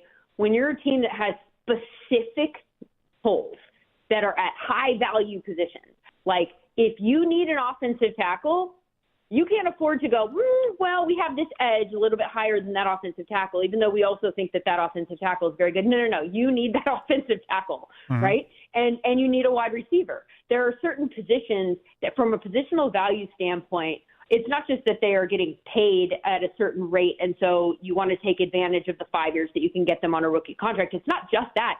There's a reason that they're getting paid at that rate, and that's because those specific positions are what tilt you from losses to wins. The offensive tackles, and then to a lesser degree the guard and center, but to a much lesser degree, but the offensive line that can give the quarterback protection. So especially in this particular case, let's say that you're entering next season with Shedeur and you're saying, okay, let's just build on what we have and hope that he develops, and we're going to invest a lot into him this offseason towards making sure that happens. You need to protect him. You need to protect him like no one's ever been protected before, because I don't know that he is a caliber quarterback that will ever be at that level where he's like, like your Patrick Mahomes that's running around and making things happen. I think he's going to need a lot of protection so that he can operate from the pocket. And so help make that happen. Help prop him up. Give him some wide receivers with a catch radius that are going to make up for whatever deficiencies might happen in year 2 of a quarterback's development. I think we have a metric called Sumer Score here at Sumer Sports, where we have trained a model to evaluate every player on the field on every frame of every play. And then it establishes a scoring system. We can score by traits. We can score just in terms of their all-around play for a given game. The Browns have 9 players. We do a 1 through 10 scoring system. 10 is player of the year caliber. These are the best players in the league. We have, I think, 15 players that got 10s across the NFL this year. And then, it goes down. 7 is an above average starter. 6 is an average starter. The Browns had 9 players that are 7s or above. And so comparatively, the Raiders had 4 last year. The Commanders had 4. The Cardinals have 5. The Rams have 15. The Eagles have 15. You're looking at teams like that. You're not that far off in terms of, but all of 3 of those players, all but 3 of those players were defensive players, to my point about the offensive line. The offensive linemen that did make that as being a 7 or above in our scoring system were Joel Bitonio, Harold Fannin, and Jerry Jeudy. So the way I see it is and then by the way, Jeudy, who obviously was good enough by our metric, everyone else that was a wide receiver was sub-60th percentile when compared to their peers since 2016. On the offensive line, you have Bitonio, and then you have your center, who was a 6. Everyone else was a 5 or below, sub-60th percentile when compared to everyone else at their position since 2016. So I feel like those positions are the ones that I would want to upgrade in particular. And so to your point, it's a good tackle draft. If you see a tackle that's there and you've got him a little bit lower than maybe you have an edge, I just don't think you're in a position, it's a very long-winded way, I'm sorry, of saying I don't think you're in a position to just go best player available, because you have very specific needs, and there are people in this draft that can fill those needs. So with all of this, obviously one of the big talking points is what do you do at quarterback? You kind of hinted a little bit about what's surrounding the quarterback. One name that I'm a little befuddled at how they keep thrown in there as big names is Malik Willis. In my umbrage with him being like a top 25 free agent on certain people's boards is he's got 155 career passing attempts. That is shockingly low. So I'm just curious, where does Sumer Sports stand on Malik Willis and his viability as kind of a big ticket free agent? Malik Willis has been, I think, shockingly good in relief in Green Bay the last couple of seasons. I keep waiting for him to kind of come back down to earth. But I do think that the thing, first of all, in terms of him being from a free agent standpoint, and I think what you're saying totally makes sense, it's an indication of the lack of free agent quarterbacks on the market this season, and his price will go up. His attractiveness level will go up, and it's all because there are so many teams that need quarterbacks, and there just aren't that many quarterbacks that are available. And it's not a great quarterback draft, so you have teams that are going to have to take swings and overpay people that they wouldn't otherwise if there were different names that were available to them. So Malik goes up the board for that reason alone. He had some games this season, I think, where he played well. We have a 9 grade on him in week 17. I mean, that, he didn't play that much this season, so we don't have that many opportunities to grade him this season. But last year when he came in for Green Bay, he also played very, very well. I understand the concerns about the fact that he doesn't have that many reps, but I do think that there's something that's interesting just in general the last couple of seasons with regards to the retread quarterback and that development curve. And obviously we've seen it with Sam Darnold now for a couple of years. And looking further into that, I think that there's some benefit to being a starting quarterback, getting a lot of reps, being in over your head, going somewhere else as the backup, sitting in the room and listening to a quarterback and a coach in a healthier environment than you were in, because there's a bit of a loser's purse in terms of quarterbacks that are drafted high onto bad teams. So now you're in a better situation. You get a chance to kind of watch how it's done in a healthy way and develop more slowly. And I think that that's why we see maybe sometimes like a Jordan Love hit the ground running in Green Bay, because he's had the opportunity to sort of learn at a rate that is more conducive to development than we usually see in the NFL. So that part of Malik Willis's development curve, I do find appealing. You're going to have to a degree, maybe overpay him because of the market this offseason. And we'll see, who's the team that wants to do that. All right, so what would you do? Would you go out and get a free agent like Malik Willis then and pay that money when you're already paying Deshaun Watson? Or would you have a battle between Shedeur and Deshaun? And if you had that battle, how does that look in your eyes? I wouldn't have a battle with Deshaun. I don't know how people in Cleveland feel, but I feel like we've seen enough of Deshaun to move on from Deshaun for a bunch of different reasons. I know that you're on the hook for the money, but I'm fine just moving on. Mm-hmm. I think that there's enough of a sample size that we've seen there with him on the field where I feel like he's had his chances, and I would rather take a shot at developing somebody else or taking a few more stabs, like throwing more darts at the dartboard and just hoping that one of them pans out.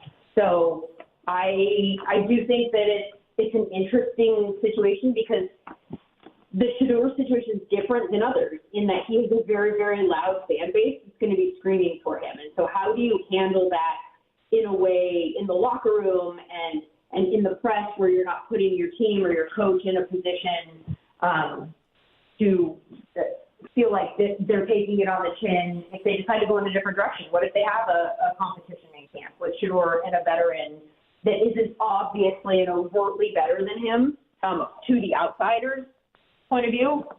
How is that handled? Let's say you brought in a Malik Willis and you go Malik Willis and Shedeur Sanders, we're going to have a competition you can't best one win. What would it even look like if they were like, you know what, we like Malik Willis better? How do you start off as a new head coach in that situation? I just think that the Browns are in a particularly tough spot because of how loud and polarizing the Shedeur Sanders conversation has been so far. All right, Lindsay, I don't think we've actually asked you this yet, which is funny because it's the biggest news of the week for us. We were on a roll there. What do you think about the Todd Monken hire for the Cleveland Browns? I am. So I have some.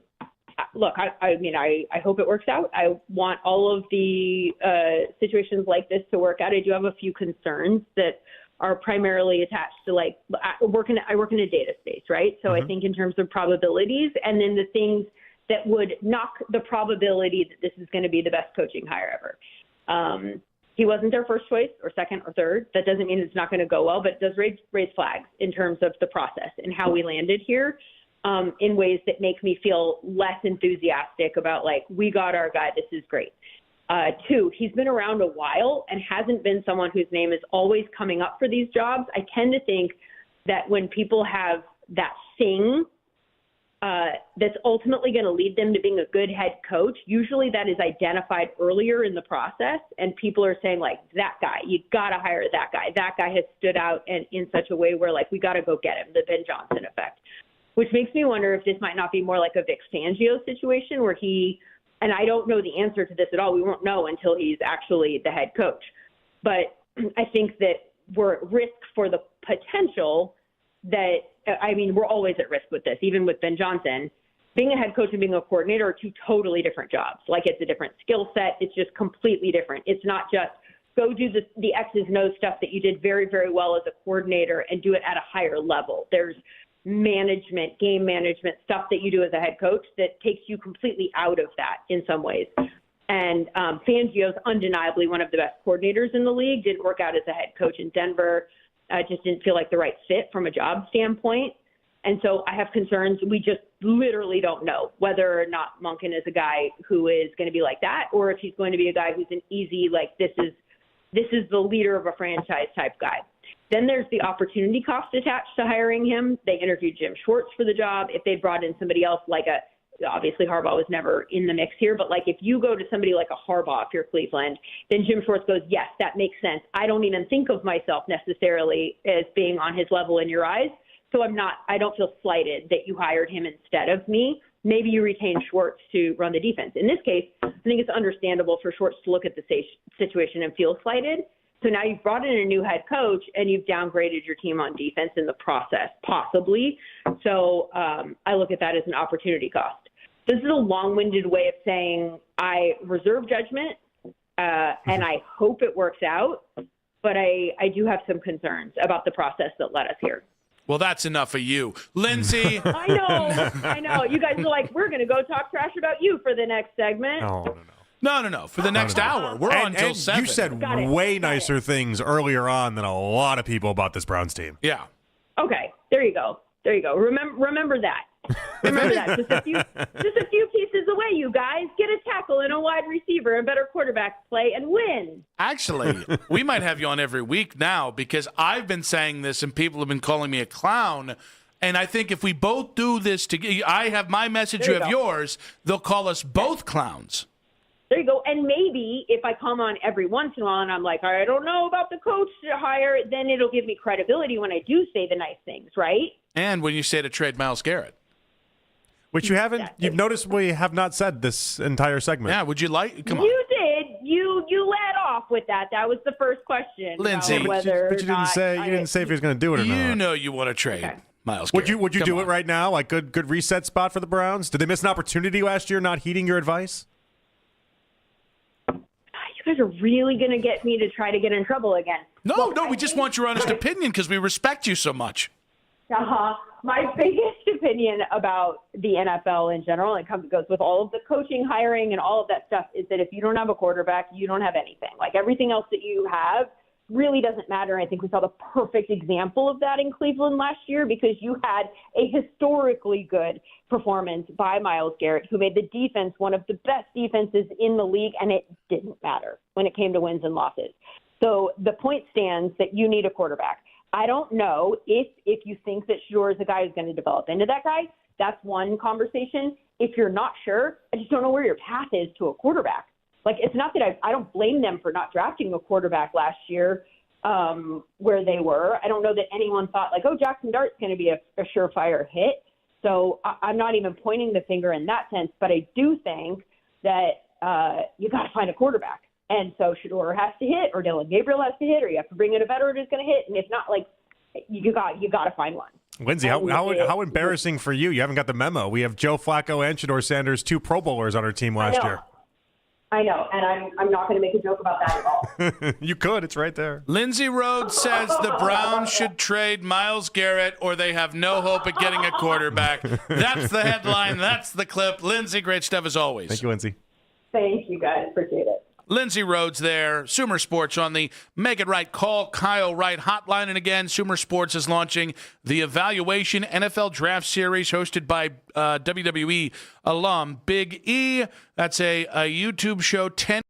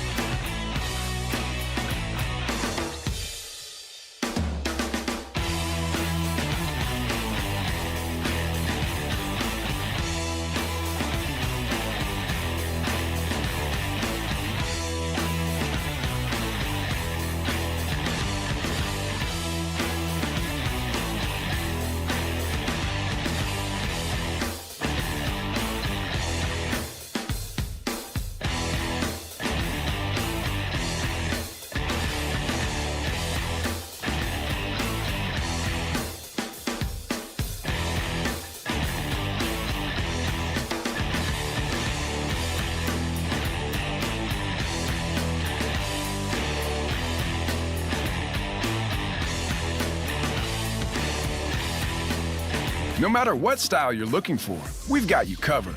Shop for your bathroom refresh at Lowe's. We help, you save. While supplies last, selection varies by location.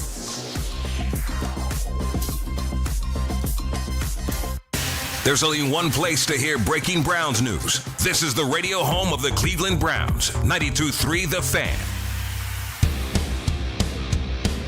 I feel like the Browns are weirdly one of those teams that is a few position players, a few players away from actually being able to make an impact. And I have seen people looking at the draft and wanting to add an edge for the Browns where they are. And I guess, in some ways it'll make sense. This is a very good defensive draft, so you're going to have a lot of options available at all of those different positions. The edge group is very, very strong. The tackles are very, very strong. I might tend to go in that direction, frankly. There's part of me that looks at the actual construction of the team, and it's hard for me to really prioritizing adding a whole lot of capital this offseason on the defensive side of the ball, except to maybe fill some vacancies. The offensive side of the ball that needs so much work. Lindsay Rhodes of Sumer Sports joining us in the previous segment. So it's good that another person looks at this and goes, you can really build on that defense. You just need a couple pieces on offense. They're pretty important pieces, but you can just go ahead and get a couple important pieces and see where you go from there. Yeah, no, I like it. But the only concern I would have is when she used her own proprietary data to tell us what Sumer thinks about the offensive side of the ball. Is it because of Jerry Jeudy? Because I got a couple texts about that. Yeah, I mean, I wanted to do a follow-up, but I didn't want to. I'm not going to have her break down how her system or how Sumer's system got to Jerry Jeudy being as good of a player as she thought it was, but it's Jerry Judy's one of them, and then Joe Bitonio's probably going to retire after this year, and so now we're down to Harold Fannin as the only positive piece to the offensive side of the ball relative to what Sumer has to say. Unless you just think Sumer's stats are right, and we all missed it on Jerry Jeudy. I'm glad you got text on it because it was I had a few thoughts of my own there. I just didn't know how she was going to be able to defend it. I also thought it was interesting her line on Deshaun Watson. And I think we've seen enough, move on. The only thing that's really changed for me where I'm not as outraged if he plays next year or if he sees the field in any way is you do have a different head coach who is a offensive head coach who's worked and had success with a lot of different quarterbacks. I don't really have any belief Deshaun's going to find it, but if he has to be here because of the contract, all right. And if Shador can't beat him out, that tells you something. And if Deshaun can't beat Shador out, well, that also tells you something. A fresh set of eyes can only be a good thing for Deshaun if you feel like he has a chance of saving himself. I just feel like he's too injured. Yeah. That's my big thing. My big thing the entire time. I don't know with certainty that Deshaun couldn't find a way to be a good quarterback or at least a serviceable quarterback. I don't know with certainty on that. There was so much good at one point in Deshaun's life.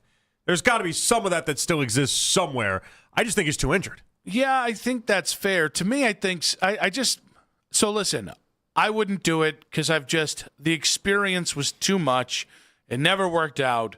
I don't have a lot of interest in it working out now and prolonging this relationship. And the weirdest part about it is if it does work out, Nick, and then I know these would then turn into the good problems, but if it does work out, then you have to pay Deshaun Watson more money?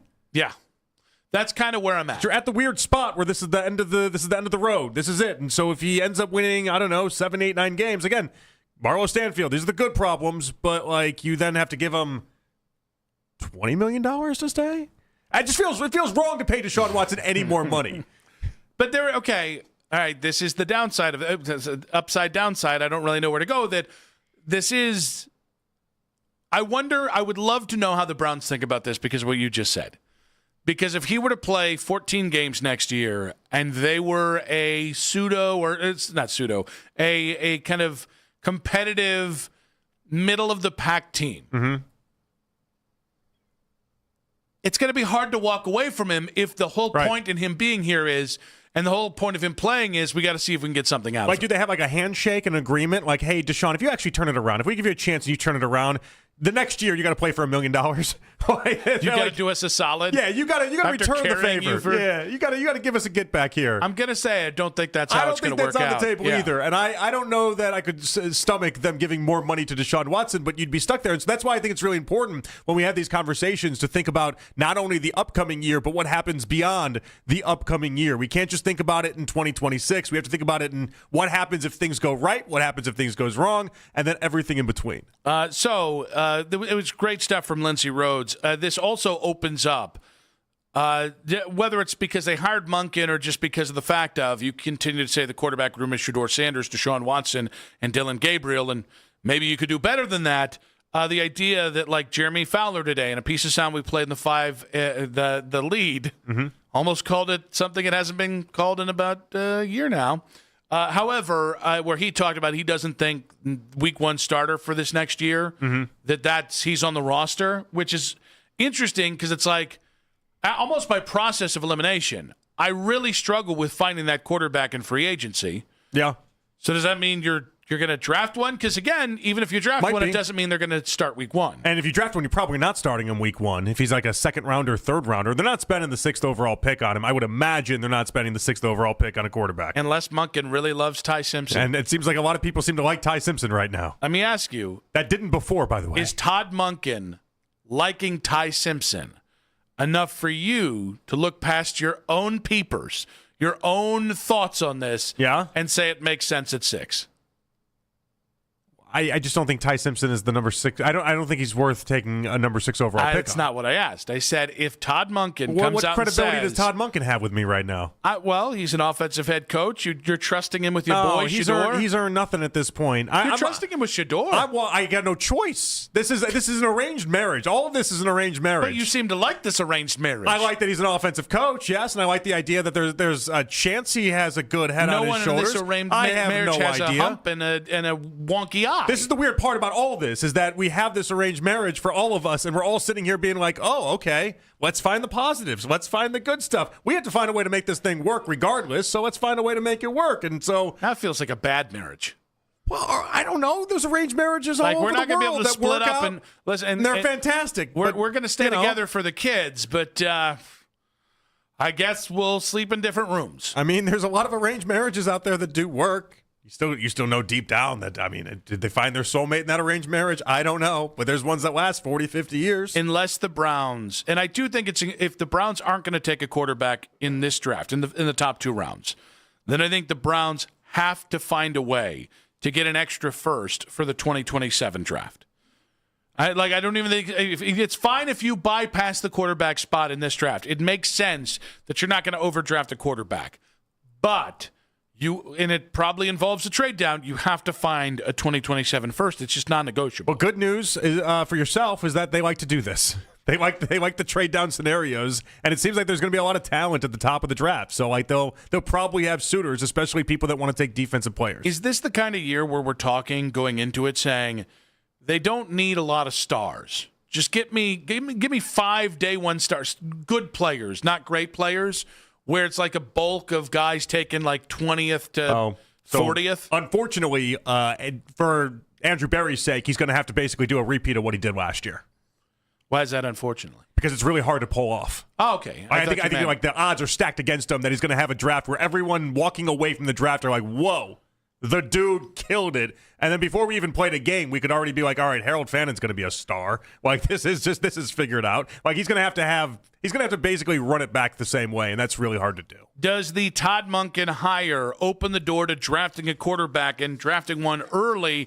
Lance Reisland, Cleveland.com will explain us all the many football guy things. On the Todd Monken hire, we'll also get on drafting a quarterback and so much.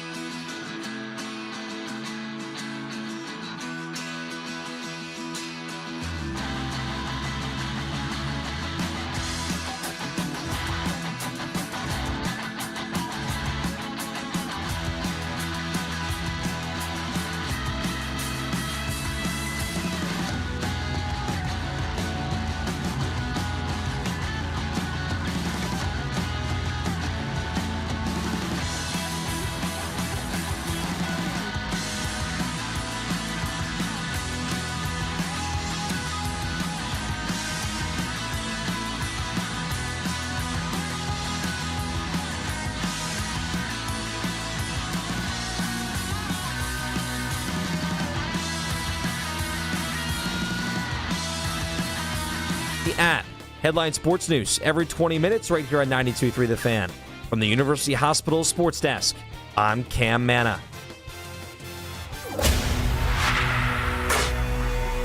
Headline sports news every 20 minutes from the University Hospital's Sports Desk. We are Sports Radio 92.3 The Fan. It's the 6 o'clock hour. Someone step on a duck. On Afternoon Drive. Check out the Fan Off-Season Special every Tuesday night, 7 to 9. It's Jake Volnick, it's Coach Riz, it's Daryl Rodgers. They recap all the latest Browns news and the moves ahead of this offseason and free agency and the draft. For 1 week, the show moves to Monday, February 2nd, with Westwood One's Pro Bowl games broadcasted live from the Super Bowl on February 3rd. You can listen right here on the Fan. Stream us on the Odyssey app and watch every episode live on YouTube. 1 hour to go. Nick Wilson, Jonathan Peterlin with you. We are talking everything. You know exactly what we're talking about. It's about Todd Monken, about quarterbacks, about all that nonsense. But we got, in case you missed it, coming up in 1 hour's time, 40 minutes time. Time is hard. Well, it's not that hard. At this point, is it hard? You basically talked to me earlier today like I'm the dumbest human being. You simplified words to such a finite. You were basically just saying syllables out loud so I would get it. That was your interpretation of it. I think it was Mac's interpretation. I didn't. I don't know. That felt like your interpretation of it. In case we missed it, coming up in 40 minutes. Vanessa loved that story, by the way. Did she? Yeah. I played it for her, and she was like, because it does happen at home, too, where I'll be jamming her up about stuff. Yeah. And then 2 seconds later, I'm proven wrong, and man, you want to see that woman smile, do that. I thought it was really enjoyable how many, whether it was Jake, whether it was Mark Koch, whether it was, both Jakes, when they came on in here, the glee on everyone's face and how that show ended yesterday. Listen, it would be bad form if I didn't just sit there and stew in the apostrophe of it all. You took it like a champ. That's all that matters. Had to. You took it like a champ. I can't tease everyone else and then be hypersensitive. I got to sit here and eat my grits. Now, let's go ahead and go out to the Make It Right Call Kyle Right hotline. And welcome on of Cleveland.com, 92.3 The Fan as well. The always entertaining, the always lovely Lance Reisland. Welcome to the show, Coach. Hey, guys, what's going on? Lovely. I haven't been called lovely very much. I appreciate that. Yeah, I think we're to the point of the day where your boy needs some calories, because I'm just kind of saying a lot of words right now, but these beautiful word salads are all for you. I guess we'll start here. Your thoughts on the Todd Monken hire? You know, I am actually okay with it. I wanted, I don't know if it's worth the loss of Schwartz, but I understand what they did there. And when you talk about why everybody wanted the young guys, which I agree with, those young guys are very, very talented. But what he's going to give you immediately is he's going to give you some CEO type of responsibility. He understands the game. He's been around it a long time. And that's something, especially when you're going to have such a young football team on that side of the football. Now, obviously, I said it from day one when, that's part of the ripple effect of losing Kevin. I would highly doubt, regardless of what happens, if Jim Schwartz is back. But that's kind of football 101 at any level. If you interview for a job, if you think about it this way, they like you, but they don't like you enough to give you the job. And, you just don't want that. And I would say this, those two don't want it for each other.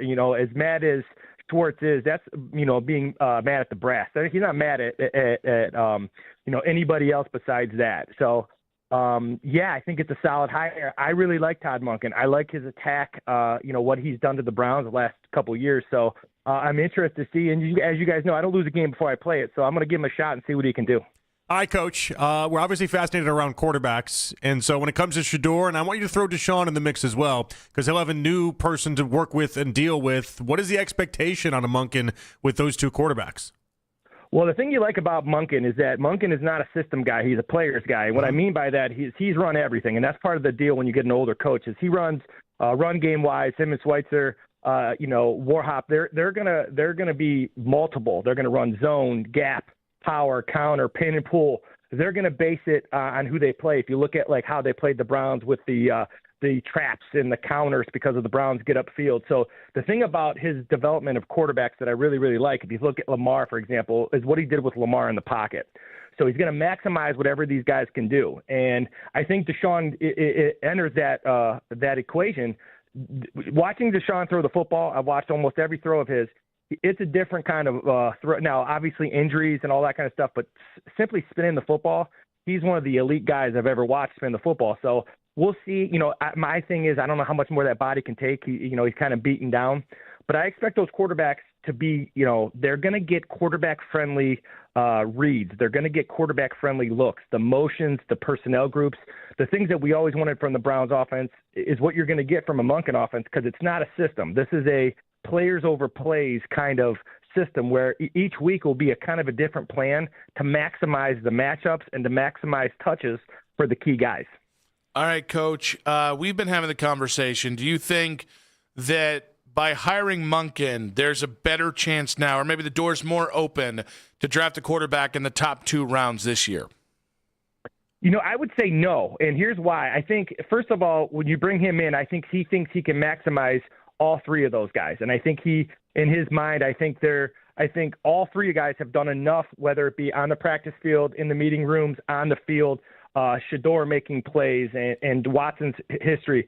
They got to address this offensive line and they got to address these skill players. And until you do that, you're not going to have a powerful offense. And especially, I know everybody wants a skill guy, and I do too. But football starts up front, and the Browns' offensive line is old, and they haven't been. I'm really excited about Orhop. He's such an underrated hire. What he does with hand placement and foot placement and attention to detail, he is outstanding. He's in the same category, maybe not, at the top, but he's right there with Callahan. So I expect him to address that offensive line, maybe, get a couple guys in the draft, some free agency type stuff, and then they got to go get some playmakers, some guys that can make some plays. So no, I don't think they draft a quarterback. I think they go O-line and receiver and go from there. Are we going big game hunting this offseason? Like we had a discussion earlier today, and I don't know if the Cowboys are going to be able to let this happen or not, but if like George Pickens becomes available, are the Browns going to make a run? Well, there's a lot to be said about guys in the locker room and guys tear locker rooms apart. He seems like he's very much like a lot of the NFL receivers where he's a guy who needs early touches. He's a guy who complains when he doesn't get it. He's super, super talented.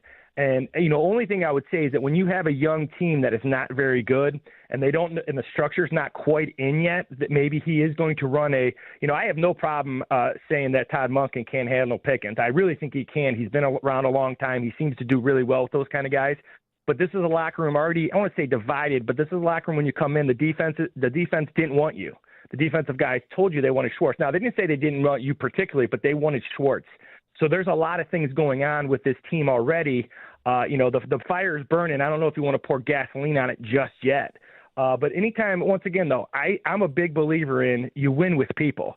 And for the Browns to be successful, they got to go get some players on the offensive side of the ball. When people talk about this defense and how good it is and Schwartz, and he's a big part of it, but a big part of Schwartz is he has really good players over there. And that's what they got to do on offense. They got to get some guys who can block and guys who can make some plays in space.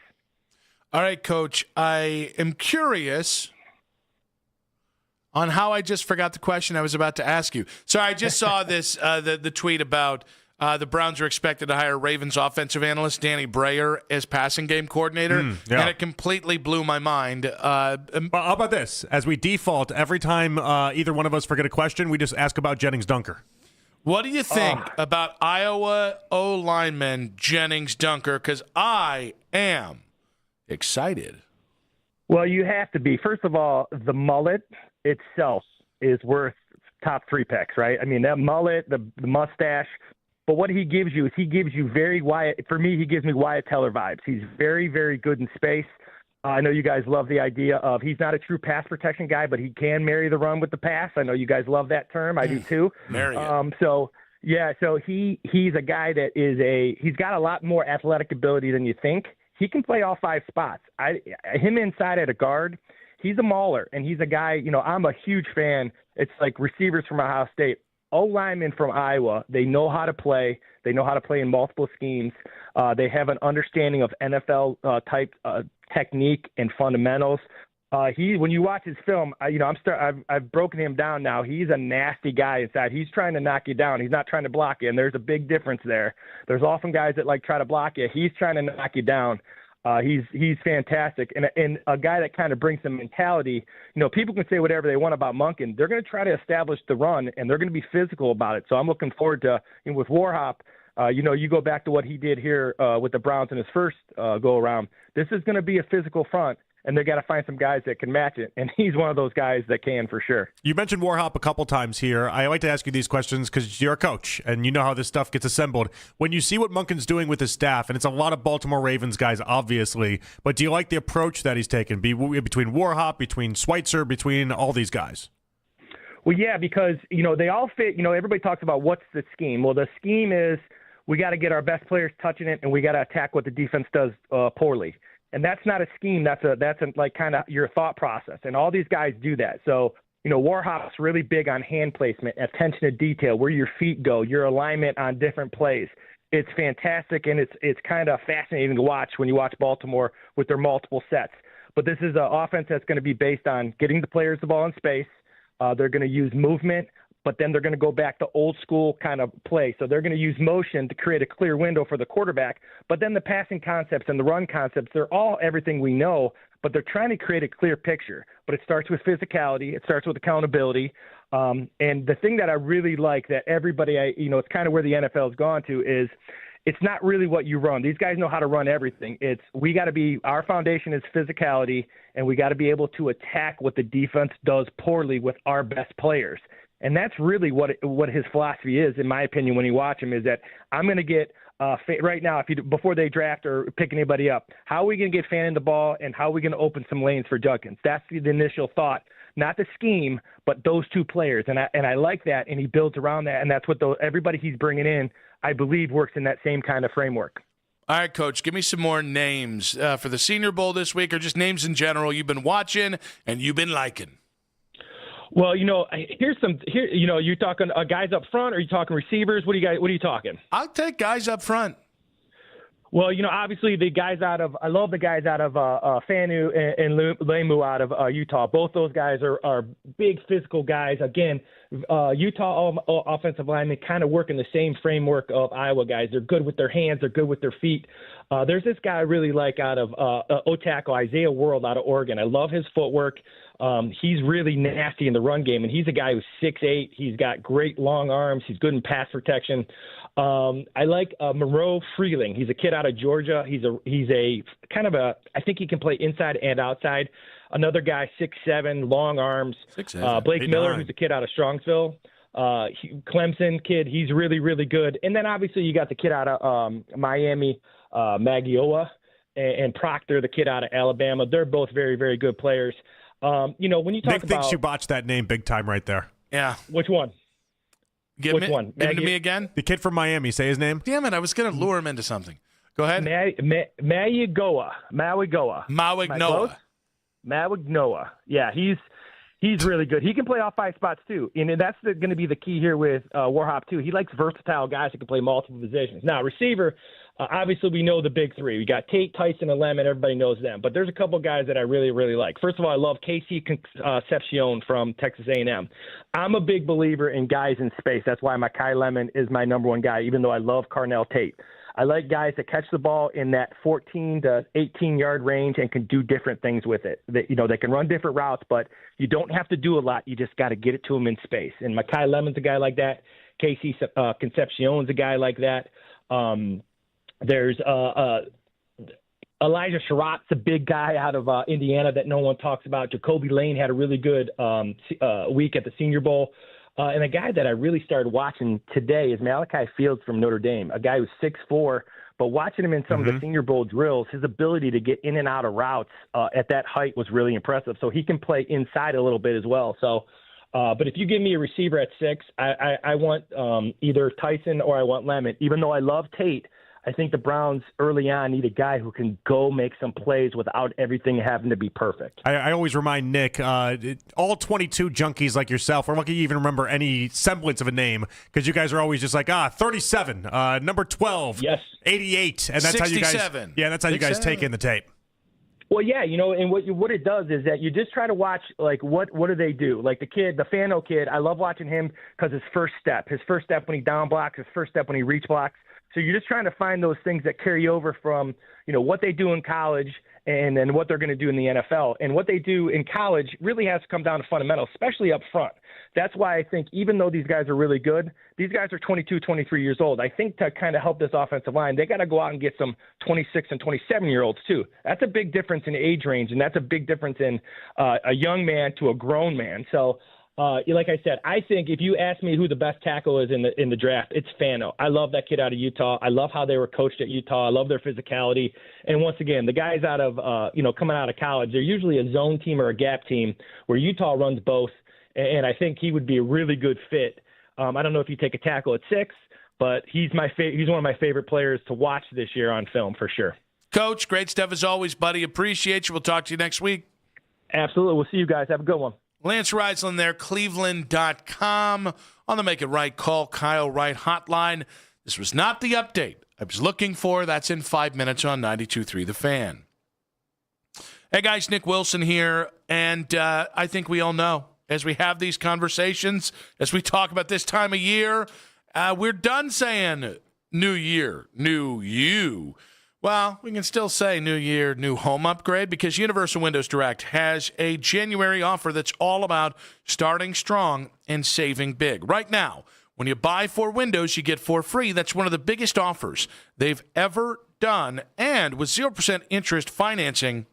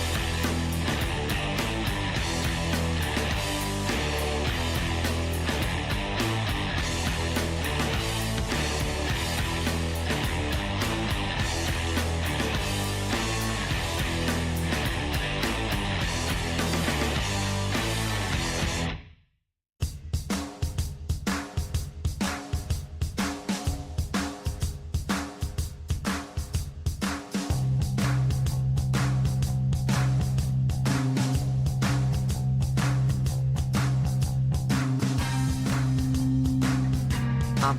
Transform your business today. Dial 877-WebNow1 for a free digital consultation with AmericanEagle.com. When you want the latest on the Browns, we're the station you turn to first. 92.3 The Fan is Cleveland's home for breaking sports news. Your teams, your station.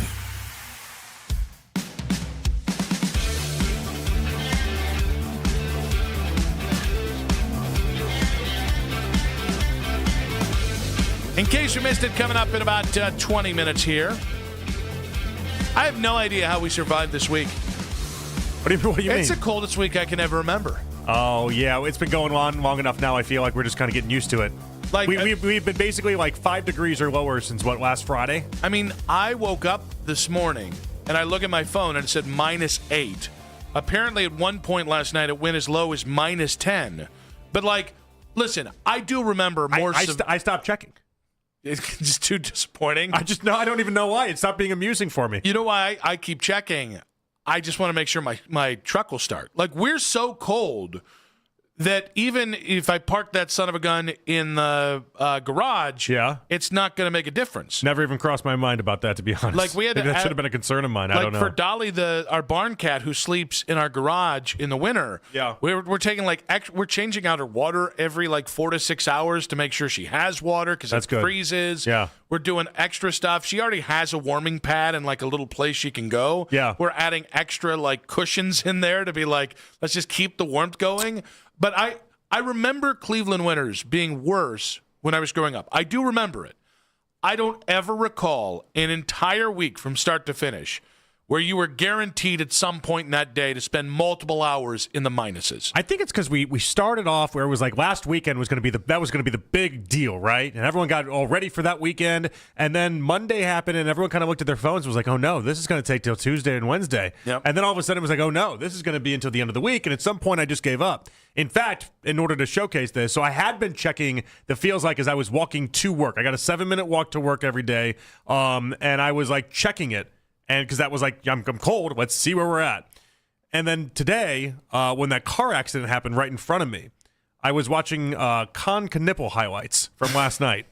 And that's just to showcase how uninterested I am in the idea that we are freezing and it's cold. I've hit the acceptance part of this. And I've moved to the Cooper Flag highlights. So yesterday was the girls' first day of school, and only Izzy went because the rest of the girls were still sick. Because, again... Spend 5 seconds outside. We had that outdoor wedding this last weekend, and it just hit all of us in different times. But we're sitting in the truck. Mind you, I warmed the truck up for 10 minutes before we got into it. And I drive it to the end of the driveway, and we're still shivering. And Izzy goes, what about global warming? She was just... It's a good point by her. She was furious. And I was trying to explain to her how this years, was possible. You've been telling her, I'm sure, everything, it's always going to get warmer. This is the idea. This is how this works now. She looked me right in the eyes. It's a good observation by her. I'm going to burn a 55-gallon drum thing of oil know any better, in protest because global warming isn't real. And I laughed so hard at how she just blurted it out in anger, I thought we had global warming. That's great. I want to know how you attack this, by the way. I need to know what you did to attack this now. I tried science. What piece of information you gave her and then did you send it to her? Well, no. In the moment, just explain her off the top of your head? I'm going to send her an Atlantic piece. Is that what I'm going to do? This is how I think parenting works. My kid's only 3 and then 4 months. This is how I think parenting works. I tried to explain that higher global temperatures on average did not counteract or did not stop you from having an abnormally bad winter once every 6 years. Yeah. And okay. And that just, she was like, but the world's warmer. Yeah, you basically told her just to accept it, though. Oh, yeah. Although, when I was like, maybe after you guys get out of high school, maybe we'll start doing the snowbird thing. And she's like, I get to come, right? I'm like, no, you'll be out of my house. Yeah, no, you're gone. Yeah. You can hang in this house. She probably was never prepared for that either, though. No, she wasn't. Yeah. There was a betrayal. And maybe, I think that was the weather talking, but she was like, so I don't get to go to Florida with you guys. I don't get to be okay, all right, cool. I'll just freeze. And I was like, I've done that for 40 years of my life, right? Yeah. Tell her she can go to college in Florida. Man.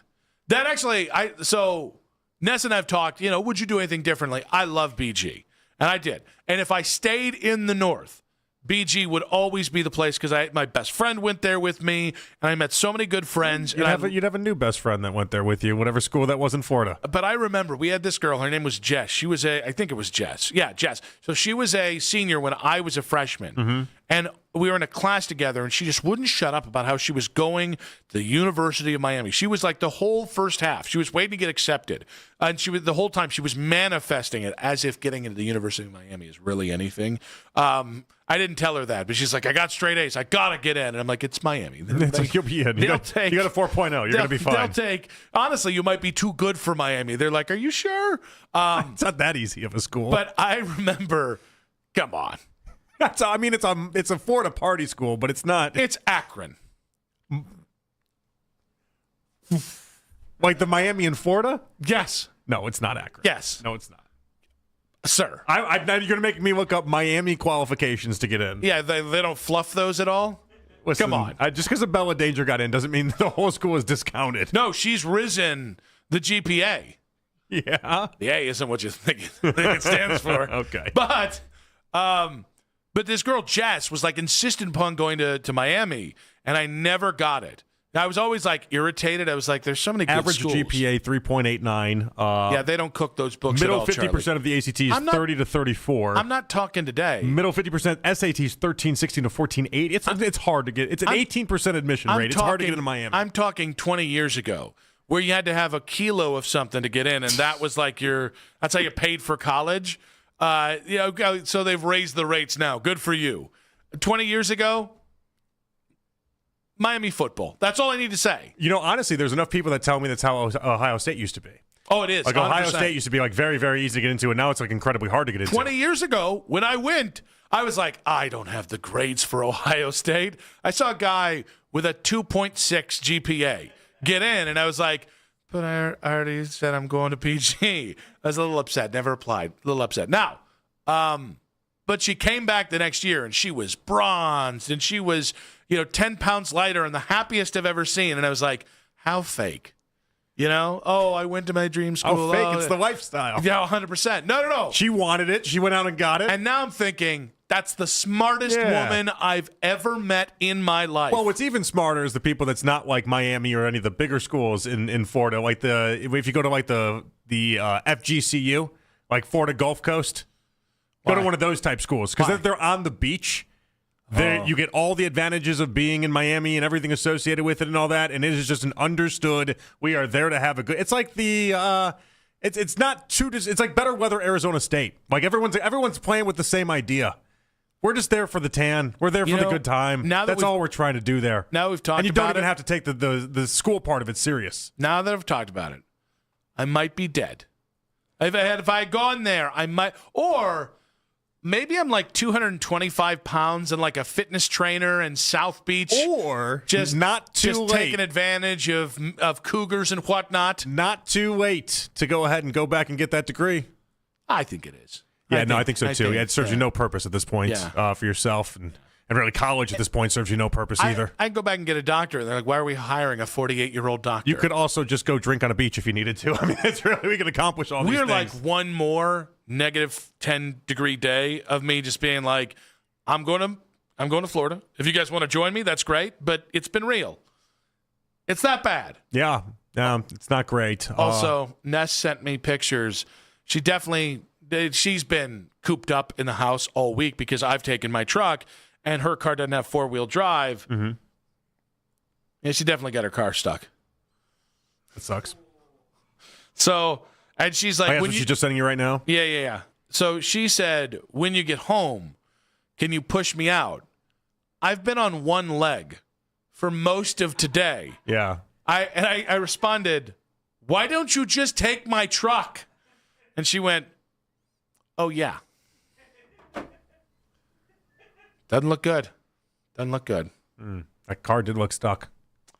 Good and stuck. Yep. And I knew it. I don't know what you're going to do.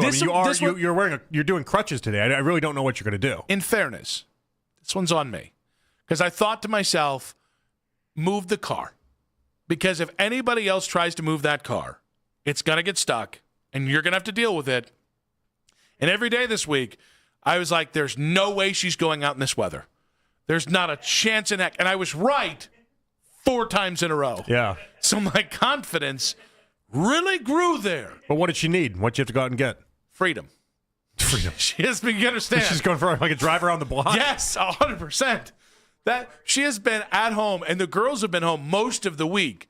So, we had a power outage or our internet outage for like the morning today. That sucks. So, this poor woman just needs fresh air, but like Giant Eagle fresh air, not like frigid air like outside. Yeah.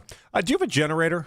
No, but I think we have to get one. It was the convo I had with Elise. I was like, one of her friends was like talking about this generator they have, and I was explaining to Elise, I'm like, we're not. No, you're it's not. way too expensive for the amount of times that our power would ever go out. Like, agree. Like it's okay. So it's okay. Now 'Cause for us, I was like, no, it doesn't make sense. Now we live in the boonies. Yeah, it if would make if you're sense like for actually us. having your power and stuff go out, I'm like, it's been one time in 4 years of living there that our power has gone out. I'm like, what are we doing? I'm pretty surprised. We only had an internet outage today. We haven't had any power outage issues. We've had a flicker once or twice, but I know you live in the country, you should have a generator. That's just kind of a common sense thing. I like that there's a line dividing there because she was trying to sell it on me, and I'm like, no, we did that. Way too expensive. Not a thing that we're ever going to really need. I'm Team Elise. I think you should give it a thought. No. I gave it a thought. I said no. I declared give it a second I loss. declared no already. Thought. And then the 1 week we lose power like 5 years from now, she'll be like, what about that generator? You are going to hear it. And I'm like, that's not a $7,000 investment for me. I'm okay. And then as soon as get the candles out, Elise. We'll be okay. As soon as the power comes back on, you're going to get a call from me saying, should have gotten that generator, yeah, right? I know, yeah. Well, I'll be laughing. In case you missed it, in 5 minutes on 92.3 The Fan. I'm Chris Mack, here to help you beat the books with Westwood One Sports. The Patriots offense has scuffled in the postseason despite reaching the Super Bowl. 18 points per game, 4.35 yards per play, less than 170.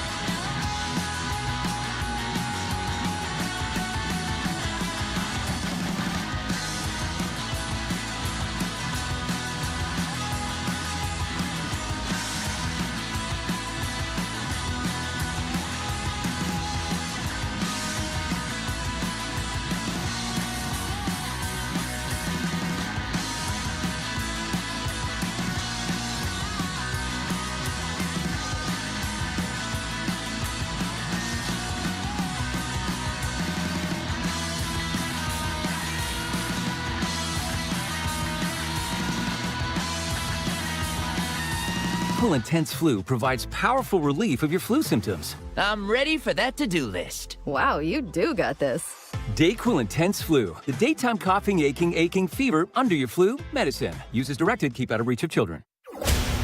Talk sports deep into the Cleveland night. Overtime with Jake Volnick. Weeknights at 7. Sports Radio 92.3 The Fan. Final segment of today's show, and this week, let's say thanks to Rhett Lewis, NFL Network host. He joined us at 4:20 today, previewing the Senior Bowl, which is tomorrow at 2:30. That's when NFL Network's coverage begins on that one. Then we had Lindsay Rhodes of Sumer Sports at 5:20. Great stuff with her. Refused to say trade Myles Garrett this time. Yeah, I know. And the sad part about it was because she took such backlash the last time she did it. Yeah. I think there's an understanding it wouldn't have hit the same way anyway. Oh, I don't know. I would say double down. No, I mean, she could have doubled down. It would not have been the same rate of anything. And there'd be more people on her side this time around. What made it so impactful the last time she did it is that nobody was talking that way at the time. Yeah, she said it like 3 months early. I think it was October. It was in the middle of the season, too. That's the other part of it. But it was just way earlier than anybody was even on the radar of it happening or even discussing or anything. And then obviously, then it came true as far as the demands were concerned. Some have said Big Data's never recovered from that gigantic blow they took from Lindsay, getting really yelled at on Twitter by people. Also, Lance Reisland, 92.3 The Fan, joining us at 6 o'clock today. Let's go ahead and get to In Case You Missed It. All right, we're going to start with a story out of New York. Steve Popper has the report that Karl Anthony Towns' feelings are reportedly hurt due to the constant trade rumors. And if you saw Towns after Wednesday night's game, or really if you've seen him at all this season, you know that he is hearing his name in trade talks is coming to cost. Feelings are hurt, egos are bruised, and maybe trust is gone. So just the idea that he could be traded, and he's come up in the Giannis talks a lot. It's been a lot of it'd have to be Cat for Giannis as like the base of the trade to make the salaries match and everything. Apparently, even if they don't land Giannis, if they don't land any of the big fish in the trade deadline, Cat's pissed. Isn't Leon Rose his guy too? Yeah. So that's kind of funny. The guy who's the sole reason that you're there, you're now mad at because he might trade you for a better player. I'm empathetic to players because I'm sure this can get grating. At the same point, you get paid a lot of money. Suck it up.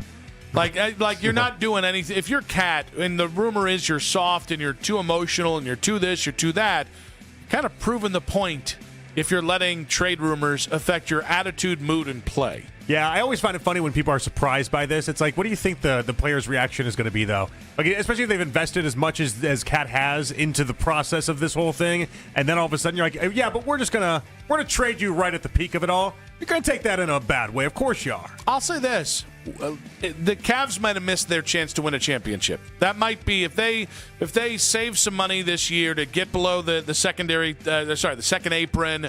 If they trade DeAndre Hunter a good piece for a lesser piece that comes off the books, I'm going to feel like, did we just miss our chance to win a championship? I will. They can change that in the future, but I'll feel that way.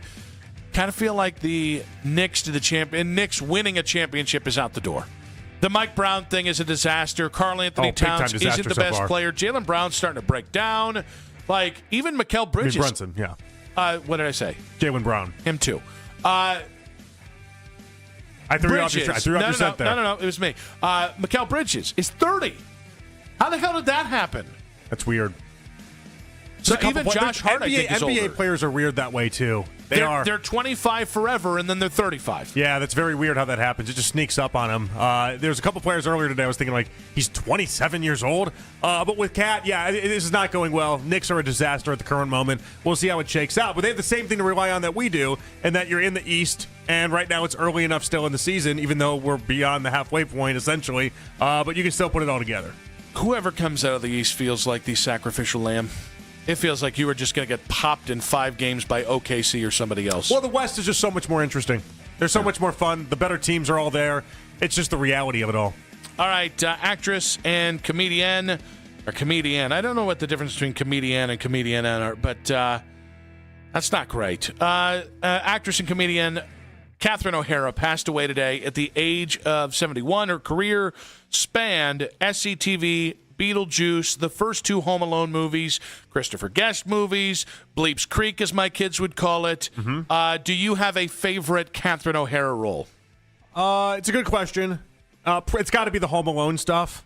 I never watched Bleeps Creek, and that's what everyone loves, obviously. Oh, you got to get on. That's a good show. Everyone loves it. I feel like you and Elise would love that show. I know. I feel like I don't know why we missed it, but we never got onto it when it was going on, and then we just never caught up after that. And so outside of that, there's not her catalog. It's funny because she's been in so many things, and I know she's funny, and I know she's great. But outside of Home Alone, I don't have much of a frame of reference. That's interesting because I feel like Beetlejuice and... I was not a Beetlejuice kid growing up at all. Some kids were, I wasn't. I was, yeah, I kind of was. I got in trouble when I didn't get in trouble. No.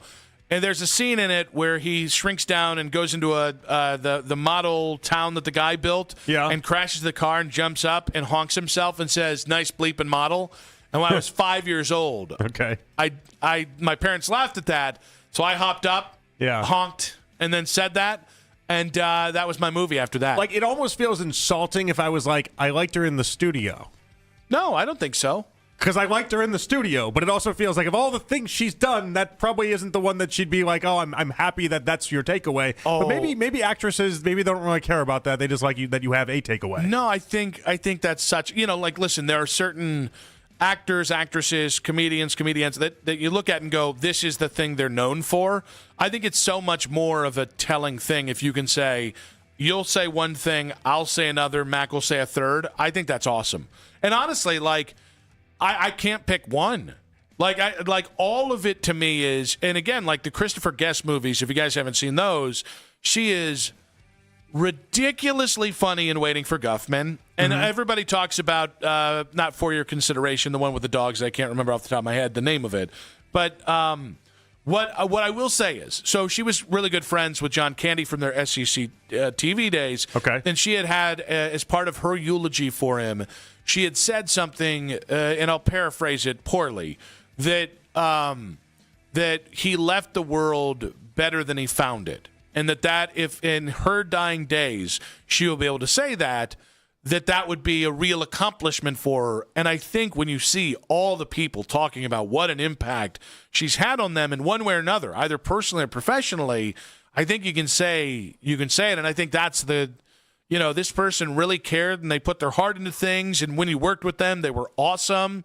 Man, I think that's like the greatest thing you can say about somebody. It's amazing when you look at this stuff. Usually you don't see people, she's in that great episode of Curb, the Funkhauser's Crazy Sister episode. That's great. But like there's usually it's just like, they don't cross film and television as far as sitcoms are concerned as often as someone like she did. You don't have a 40-year career as an actress and then your defining role ends up being Bleeps Creek. And it happens when you're, I don't want to age her at the point that it happened, but probably 62, 63. Like, there's just so much of it. And may I just say, she's a lovely Canadian. Just a lovely Canadian. All of our, like, that era, which is Martin Short, Eugene Levy, John Candy, there are other names that I'm missing here. Andrea Martin. It's sad we lose another SEC TV alum just because it's probably the most underrated. Americans know all about like Belushi, Aykroyd, oh my gosh, Chevy Chase, Bill Murray, but like that SCTV career, like individually, they might not, other than John Candy, might not have reached the lengths or the heights of like a Bill Murray, but their careers were just as long and in some cases better. I think that's really cool because they all remained really decent people too. Yeah, 71. Yeah, she's very young. Isn't that great that we get to say that now? I like that. It's a good development, but 71 is young. Yeah, that's the way it should be. Yeah, no, it is. It's young. Now, it's still a tragedy that she passed. I'm not trying to bemoan that, but the fact that we can look at that and say that is life well lived. Yeah, no doubt about it.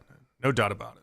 I have nothing else to add about her, though. Did I bring it down a bit? No, I just don't have much of a frame of reference with her. The music went away because we had a technical issue. Oh, is that what that was? So, hey, we start the show with a technical issue, and we end the show with a technical issue. And how about that? We start the show with a technical issue that we didn't care about. How about that? And we end the technical issue that we don't care about.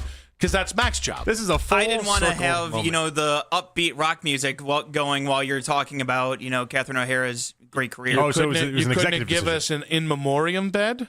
Do we have She one would of have those? liked that. I don't know if we have an I in think she memoriam would have bed. really liked You that. gotta find one, Mac. You gotta find one of this person just died. Like so really we gotta sad, talk about him. really drawn out stuff. Not sad. Give me beautiful. Give me haunting. Oh yeah, okay. Right? Like give me like Hauntingly Sarah beautiful. McLachlan, but less, your pet's gonna die kind of vibes. Yeah, right? we don't want that. Yeah, no. That one just makes people cry. That's what we want. We don't want haunting. We want uplifting. This is not it. No. Well, you're getting the This end is of the just show this is bed. the end That's of the what show you're bed. getting. Yeah. I like Guys. that. Mac was like, we got to be careful here. Guys. Let's pull down the mute. We got to be careful here. Tragic news here. Actress, comedian, Catherine O'Hara passed away today. Now here's some Led Zeppelin. Some knockoff Led Zeppelin. Here's some Velvet Revolver. Here's some Led Zeppelin that only sounds like Led Zeppelin, so we can play it on YouTube. I know what makes me feel better when somebody I admire passes away. It's a little bit of Slither from Velvet Revolver. Making me want to use a revolver right now. Oh, The pentatonic scales. Mac. Well, we wouldn't have a bed for you now, would we? Yeah. You can't necessarily go yet, Mac. Uh-huh. Now, once we get it, you want us to use an memoriam bed for you? We'll do it. We'll do it live. All right, job out of Mac. No, seriously, Mac had a lot of technical issues today and did a great job. On the board, yes! Jake Murrin, man on the 92.3 The Fan YouTube channel. Like those videos. We like to be liked. And don't forget to subscribe to 92.3 The Fan's YouTube channel, and also holding us down, producing Cam Manna on the 2020s. JP, good stuff. Had fun. Enjoy your weekend. I'm going to get a car unstuck. That's going to be real fun. At least I got my Ram. See you guys. Keep it spicy, baby. Let's go. I love you. Have a great day. Take care, Nick. Take care of him. He needs help.